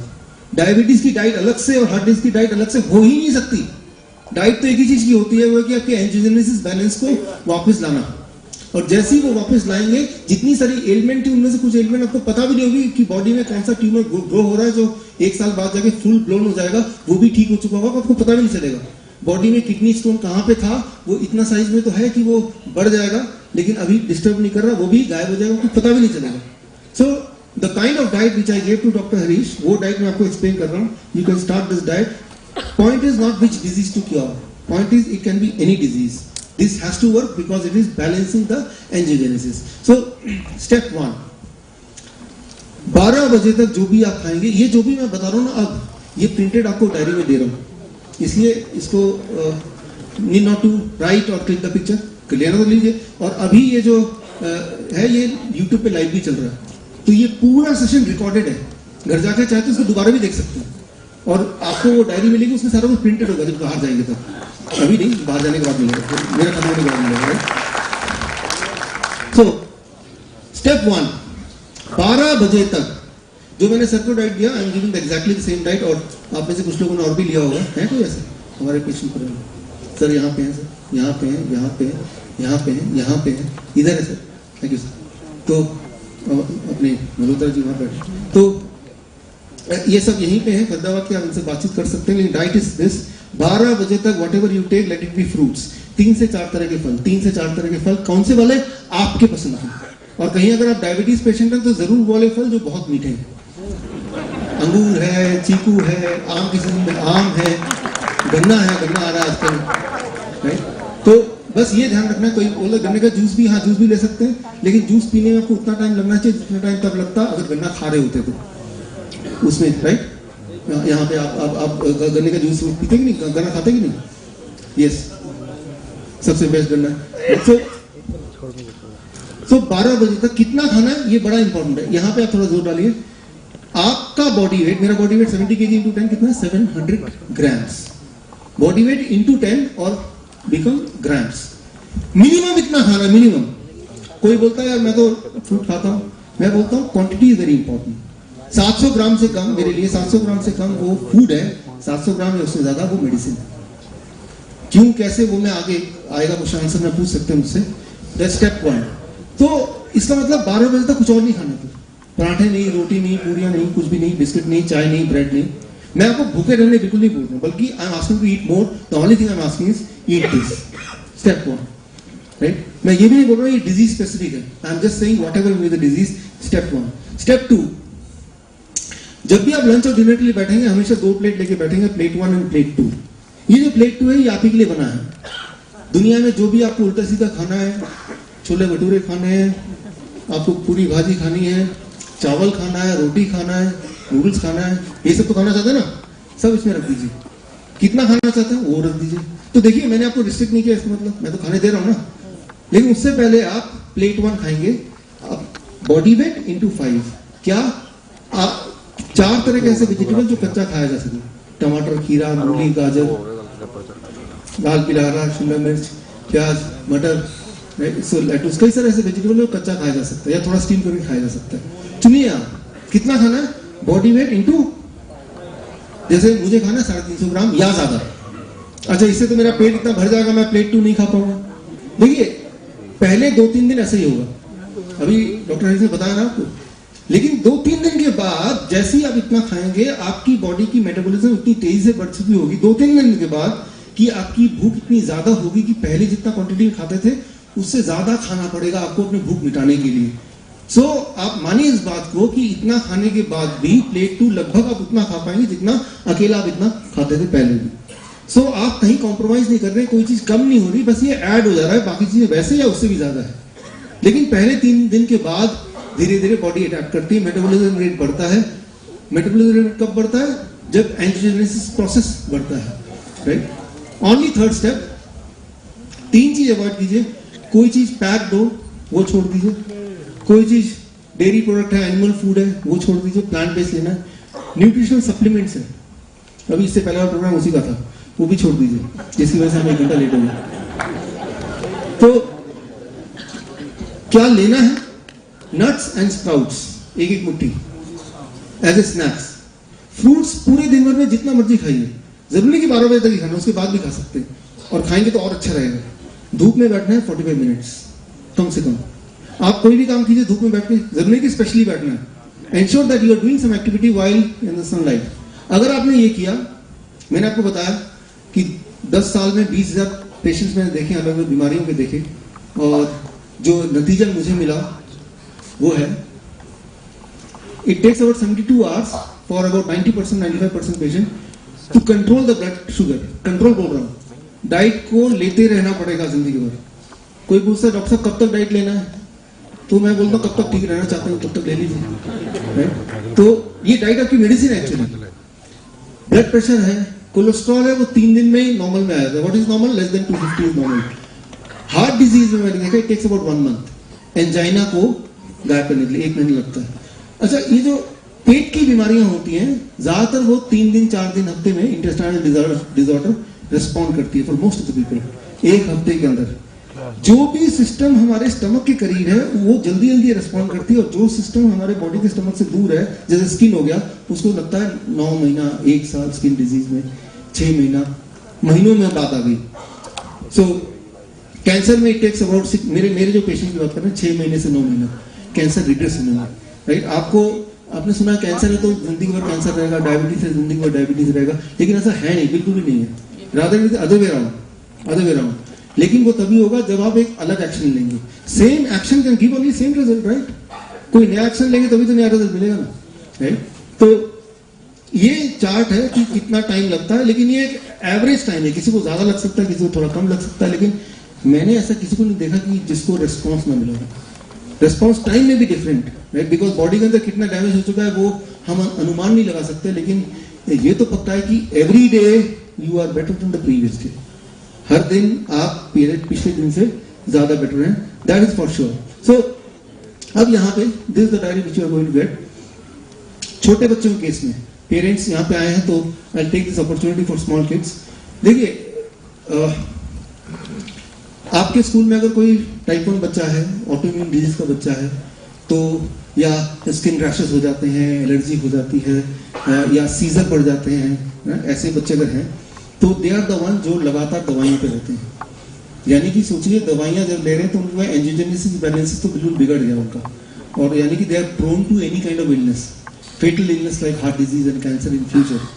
तो उनको क्या करना है? देखिए, वेरी सिंपल, कि उनका डाइट भी ऐसा ही रहेगा, लेकिन अगर 4 साल से 10 साल तक का बच्चा जो है, जो कैलकुलेशन मैंने बताया उस बच्चे के वेट की वो कैलकुलेशन करना है और multiplied by 2, that becomes the diet for the kids less than 10 years। और अगर 11 साल से 17 साल का बच्चा है तो जो कैलकुलेशन मैंने बताया उसके बॉडी वेट के अनुसार into 1.5, that becomes the diet for the kids till 17 years, जब तक ग्रोइंग एज है 17-18 years, राइट? तो ये उसका डाइट, जैसे ही वो इस डाइट पे रहेगा तो उसके सीजर अगर होता है, एलर्जी अगर होती है, अगर डायबिटीज का पेशेंट है टाइप 1 का, तो इंसुलिन की रिक्वायरमेंट कम हो जाएगी, नंबर ऑफ फ्रीक्वेंसी कम हो जाएगी। कुछ लोगों की छूट जाती है, कुछ लोगों की नहीं भी छूटती है, लेकिन पहले दिन से रिस्पॉन्स आएगा। बी प्रिपेयर्ड कि 60% 70% इंसुलिन ड्रॉप करना मजबूरी हो जाएगी। If not then it may lead to hypoglycemic state. So this is the for the small children। लेकिन जो सीजर है, फिट्स पढ़ते हैं, जो स्कूल टीचर्स हैं यहाँ पे, कितने हैं यहाँ पे स्कूल के टीचर्स हैं क्या? Thank you. प्रिंसिपल्स हैं? Great, thank you. तो सीजर्स अगर पढ़ते हैं तो आप प्लीज मेरी तरफ से पेरेंट्स तक बोलिए, सीजर्स पढ़ने के बच्चों में सिर्फ 3 ही कारण है। ये 3 कारण जब हटा देंगे उस बच्चों को सीजर पढ़ ही नहीं सकते। 3 कारण है जो ट्रिगर करते हैं ह्यूमंस में सीजर के। पहला कारण है एनिमल प्रोटीन। एनिमल प्रोटीन मतलब कोई भी चीज जो एनिमल प्रोटीन, जो दूध है वो एनिमल प्रोटीन है, राइट? तो वो हटा दिया। दूसरा कारण है रिफाइंड थिंग्स, वो हटा दिया, बिस्किट ब्रेड वगैरह। तीसरा है ग्रेन्स, गेहूं, ग्लूटेन। अभी तीनों में से कोई भी एक हो सकता है, तीनों के तीनों हो सकते हैं। We do not know, I do not know, but I know कि इन तीनों में से एक होगा। The moment he stops these 3, ये तीनों चीज जैसे ही वो छोड़ेगा उसका सीजर नहीं आएगा। That is the first thing, because trigger ही नहीं है। मान लो बंदूक में गोली है, कितनी भी गोली है, जब तक ट्रिगर ऑन नहीं करेंगे गोली चल सकती है? चल ही नहीं सकती। कोई बोलता है पेरेंट्स अगर आ गया तो, भाई वो ट्रिगर नहीं है तो गोली चल नहीं सकती। तो that is the science behind it. कुछ ट्रिगर करता है तो दैट कन्वर्ट्स इनटू सीजर। वो ट्रिगर आपने हटा दिया, वो ट्रिगर वो नहीं ले रहा तो नहीं, तो क्या गोलियां दवाइयां बंद करनी पड़ेंगी? Yes, you must stop the medicine. फिर सीजर आ गया तो देखिए मेडिसिन होने के बाद भी सीजर आता ही है, तो medicine is not a guarantee कि सीजर नहीं आएगा। लेकिन मेरा एक्सपीरियंस ये देखा मैंने कि the moment you are able to stop these 3, फिर सीजर नहीं आएगा। तो this is some tips for the parents, अगर पेरेंट्स यहाँ पे हैं या टीचर्स। सो और ये जो मैं बता रहा हूँ वो 2019 का, इस साल का जो अमेरिकन हार्ट एसोसिएशन गाइडलाइन है, it is there, very much there. दूध को पहली बार ऐसा हुआ है 200 सालों में, दूध को फूड के लिस्ट से हटा दिया गया है डेयरी प्रोडक्ट्स को। It is no more a food. 2014 में देवेंद्र जी जब आपके पिताजी यहाँ पे आए थे तब हमने उसका वीडियो, 2014 वाला वीडियो, एंड ऑफ इलनेस आप गूगल में डालेंगे तो मिल जाएगा आपको सारा वीडियो इसी हॉल का। तब भी हमने बोला था दूध आपको नहीं पीना चाहिए, लेकिन एविडेंसेस कम थे। लेकिन अब एविडेंस देखिए 2019 में ऑफिशियल हो गया कि milk dairy products are not a food category में वो है ही नहीं, राइट? कई लोग बोलते हैं कि आर्ग्यू करते हैं गाय तो माता होती है, माता का तो दूध पीते हैं भाई, लेकिन माता का दूध जिंदगी भर थोड़ा पीता है कोई, है ना? तो बोलने का मतलब यह है कि अमेरिकन हार्ट एसोसिएशन की गाइडलाइन की बात करें और या फिर कैनेडियन फूड गाइडलाइन। देखिए पूरी दुनिया में सारे देशों ने अपने अपने गाइडलाइन फूड के बारे में बिल्कुल चेंज कर दी इस साल से, बिल्कुल चेंज कर दी, और चेंज करना मजबूरी थी because it evidence was clearer. हर साल एविडेंस बढ़ते चले जा रहे थे, तो उनको एक्शन लेना था। अब देखिए ये आप प्लेट दूर से देख पा रहे हैं, इसमें 50% क्या दिख रहा है आपको? फ्रूट्स एंड वेजिटेबल दिख रहा है ना। हाँ, यहाँ पे कनाडा में अभी दूध छोटा सा यहाँ पे टुकड़ा डाल ही दिया है, क्योंकि देखिए जैसे सिगरेट इंडस्ट्री है इंडिया में, खत्म करना चाह के भी नहीं खत्म कर सकते, राइट। उसकी अपनी लॉबी होती है, वो लॉबी है, लेकिन आप देख रहे हैं वो स्क्वीज होता जा रहा है, राइट। सो कई बार लोग बोलते हैं मुझसे कि भाई ये अगर दूध नहीं देंगे, डेयरी प्रोडक्ट बच्चों को नहीं देंगे तो वो बढ़ेंगे कहाँ से? But the truth is that it is not a food. अगर वो कुछ कंट्रीब्यूट कर रहा है आपकी लाइफ में तो आपको बीमार करने के लिए कंट्रीब्यूट कर रहा है, आपके बोन्स को स्ट्रॉन्ग करने के लिए कंट्रीब्यूट नहीं कर रहा है। 2014 में जब यहाँ पे ट्रेनिंग हुआ सर, आप तो थे, तो तब हमने यही बोला था कि एक टाइम ऐसा ना चाहिए कि केमिस्ट के शॉप में जब जाएं तो वहां पे सब्जियां मिले, सब्जियां। लेकिन आज ऐसा ही हो रहा है, इंडिया में नहीं हो रहा, अलग बात है। आप अमेरिका चले जाएंगे, ये आप क्या सोच रहे हैं ये कोई सब्जी का दुकान है? ये सब्जी का दुकान नहीं है, ये केमिस्ट शॉप है। कौन से हॉस्पिटल केमिस्ट शॉप है? ये सारे हॉस्पिटल बड़े बड़े, हडसन, हेडवाटर और ये गाय सिंगर जैसे यहाँ पे अपोलो 40 है, सबसे बड़ा हॉस्पिटल चेन है। वहां के हॉस्पिटल में अगर जाएंगे तो डॉक्टर लिखता है ये दवाइयों के साथ 2 किलो प्याज और 1 किलो आलू और 2 किलो टमाटर, और वो केमिस्ट शॉप में जाते हैं और वो सब लेके आते हैं, और उसके लिए रिम्बर्स भी मिलता है, बिकॉज फूड एज मेडिसिन। वहां पे फूड को मेडिसिन का दर्जा मिल गया। तो ये ऑलरेडी हो रहा है, वहां पे इस वक्त हो रहा है, ऑलरेडी ये है, राइट। कि वहां के केमिस्ट शॉप में जैसे दवाइयां लगी रैक में, यहाँ पे वेजिटेबल्स भी साइड बाय साइड ही लगे हुए हैं, ताकि वो जो भी डॉक्टर प्रिस्क्राइब करेगा वो दे देंगे। तो अब क्या है कि ये जो हम काम कर रहे हैं, जो पिछले कई सालों से आसान होता जा रहा है, बिकॉज एविडेंसेस और कलेक्ट होते जा रहे हैं। कई बार लोग बोलते हैं सर ताकत कहाँ से आएगी, सिर्फ पत्ते घास फूस खा के ताकत कहाँ से आती है? मैं अब मेरे पास एविडेंस है, एग्जाम्पल है, आंसर है।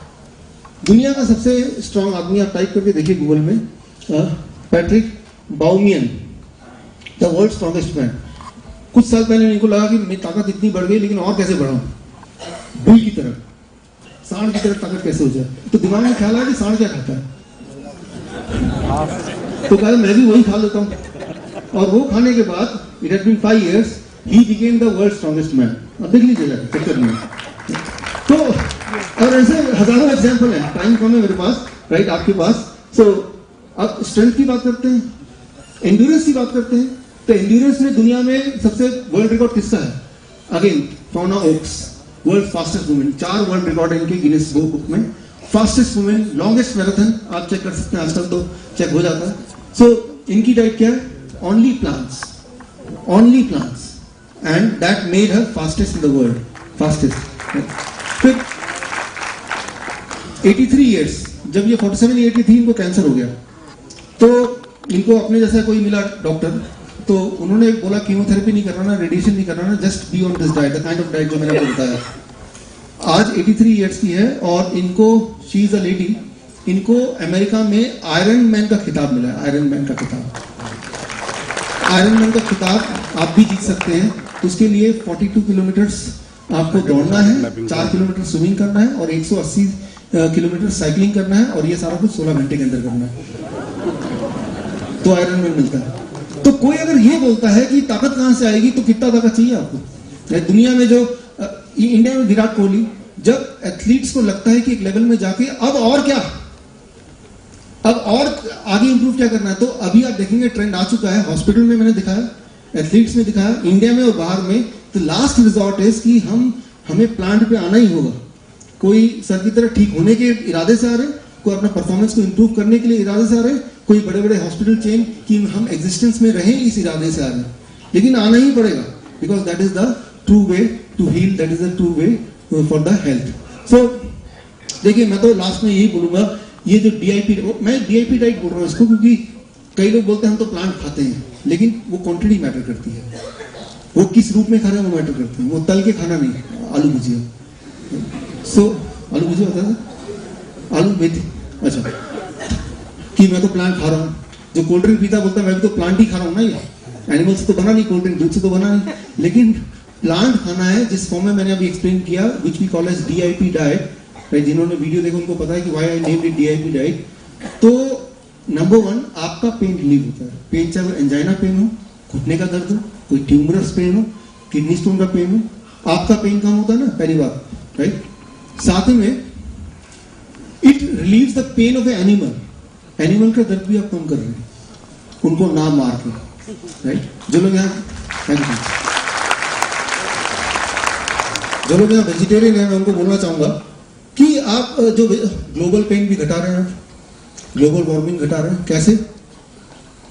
जो वेजिटेरियन है, देखिए गाय में दूध निकालते वक्त, जब मैं बड़े बड़े प्लांट की बात कर रहा हूँ जहां पे हजारों की तादाद में गाय होती है, तो इसे कहते हैं डॉकिंग, कि पूंछ काट देते हैं ताकि दूध निकालने में आसानी हो, मशीन से चाहे हाथ से।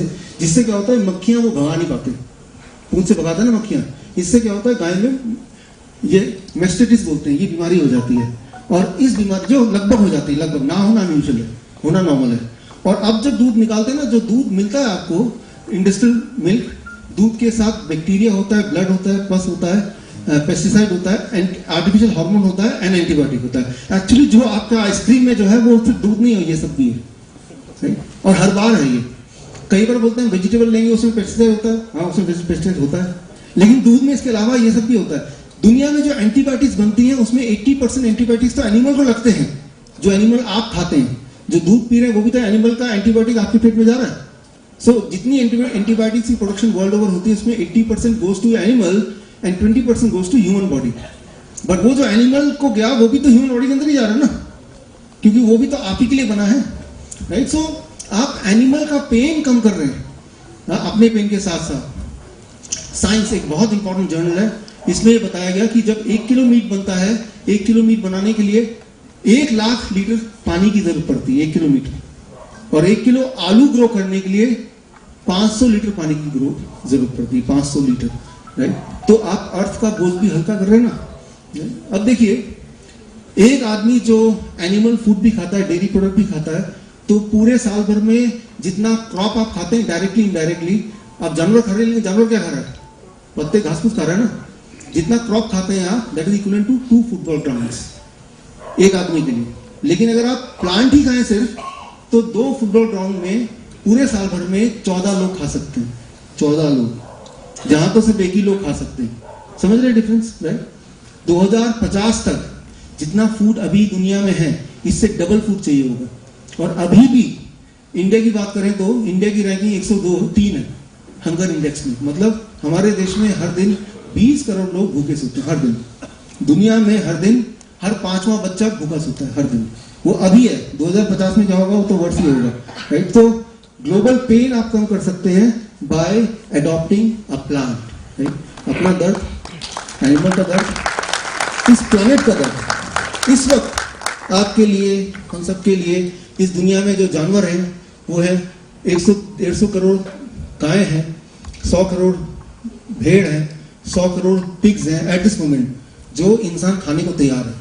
हर समय, हर साल 5000 करोड़ चिकन इंसान खा जाता है। इंसान कितना है पूरी दुनिया में? 750 करोड़। और खाता कितना एक साल में चिकन? 5000 करोड़ खा जाता है। 5000 करोड़ जो एनिमल फूड ईटर है। सो अभी आप देख रहे हैं ना पोल्यूशन का कितना ज्यादा प्रकोप है। सरकार कुछ ना कुछ करती रहती है ना, राइट। अभी फरीदाबाद में वो प्लास्टिक बैन हो गए थे, लेकिन अभी दोबारा मिल रहे कि नहीं मिल रहे? वो थोड़े दिन बैन होता है, सरकार को लगता है कुछ कर रहे हैं, आपको भी लगता है हमने भी कुछ किया, और दिल्ली में जाएंगे तो वो क्या है, और इवन हो गया, साल में 15 दिन कुछ किया, कुछ नहीं किया, लगा हमने अब अपना रोल प्ले कर लिया। तो जब भी ऐसा कुछ होता है, और ये सारों का इम्पैक्ट क्या होगा, ये मुझे ऐसा लगता है कि मान लो बारिश आए और मैं आपको कंसर्न दूंगा, बोलता बारिश रुकी, मैं आपको मदद करता हूँ, पर मैं आपको छाता देता हूँ, छाता कुछ ऐसा होता है, तो कितना बारिश में बच पाएंगे, राइट। तो जब भी कभी कोई ये अनाउंस देखता हूँ कि भाई पन्नी बंद होनी चाहिए, लेकिन परमानेंटली बंद होनी चाहिए, राइट। अगर ऑड इवन है तो परमानेंटली होना चाहिए। लेकिन अगर ये सब हम नहीं कर सकते, लेकिन एक चीज तो कर सकते हैं, याद रखिए 40% जो मीथेन एमिशन है वो सिर्फ जानवरों की वजह से, 40%। लाइफ स्टॉक मतलब जो खाने के लिए जानवर बने, वाइल्ड एनिमल नहीं। 40%, और बाकी 60% में इंडस्ट्रियल, फिर उसके अलावा बाकी सारी चीजें, गाड़ी और पेट्रोल, बाकी 60% में। तो 40% तो आपके डायरेक्ट कंट्रोल में इसी वक्त है ना, राइट नाउ। बदलाव एक दिन में नहीं होगा, लेकिन क्योंकि खराब भी एक दिन में नहीं हुआ था, लेकिन बदलाव की शुरुआत तो एक दिन में हो ही सकती है ना। और सबसे पहले तो आप ही का दर्द कम होने वाला है ना, बाकियों का दर्द धीरे धीरे वो जाएगा आगे, राइट। सो जो 25% ग्रीन हाउस एमिशन इफेक्ट है वो सिर्फ एनिमल फूड की वजह से। तो सिर्फ एक डिसीजन, ये पूरा ग्लोबली चल रहा है, अगर समझ जाए इंसान तो 25% पे काबू तो इसी वक्त हो जाएगा, राइट ना। सो जो चीज आपके लिए अच्छी है वो इस संसार के लिए भी अच्छा है। The thing which is good for us is good for the earth too, right. So ये अभी तक मैंने जो भी कुछ बताया, ये सारा चीज अगर आपको चाहिए तो bishrup.com.fam, फूड एज मेडिसिन का शॉर्ट फॉर्म। इस जितने रिसर्च पेपर मैंने दिखाया वो सारे रिसर्च पेपर उसी ऑर्डर में उसमें ऑलरेडी है, जो आके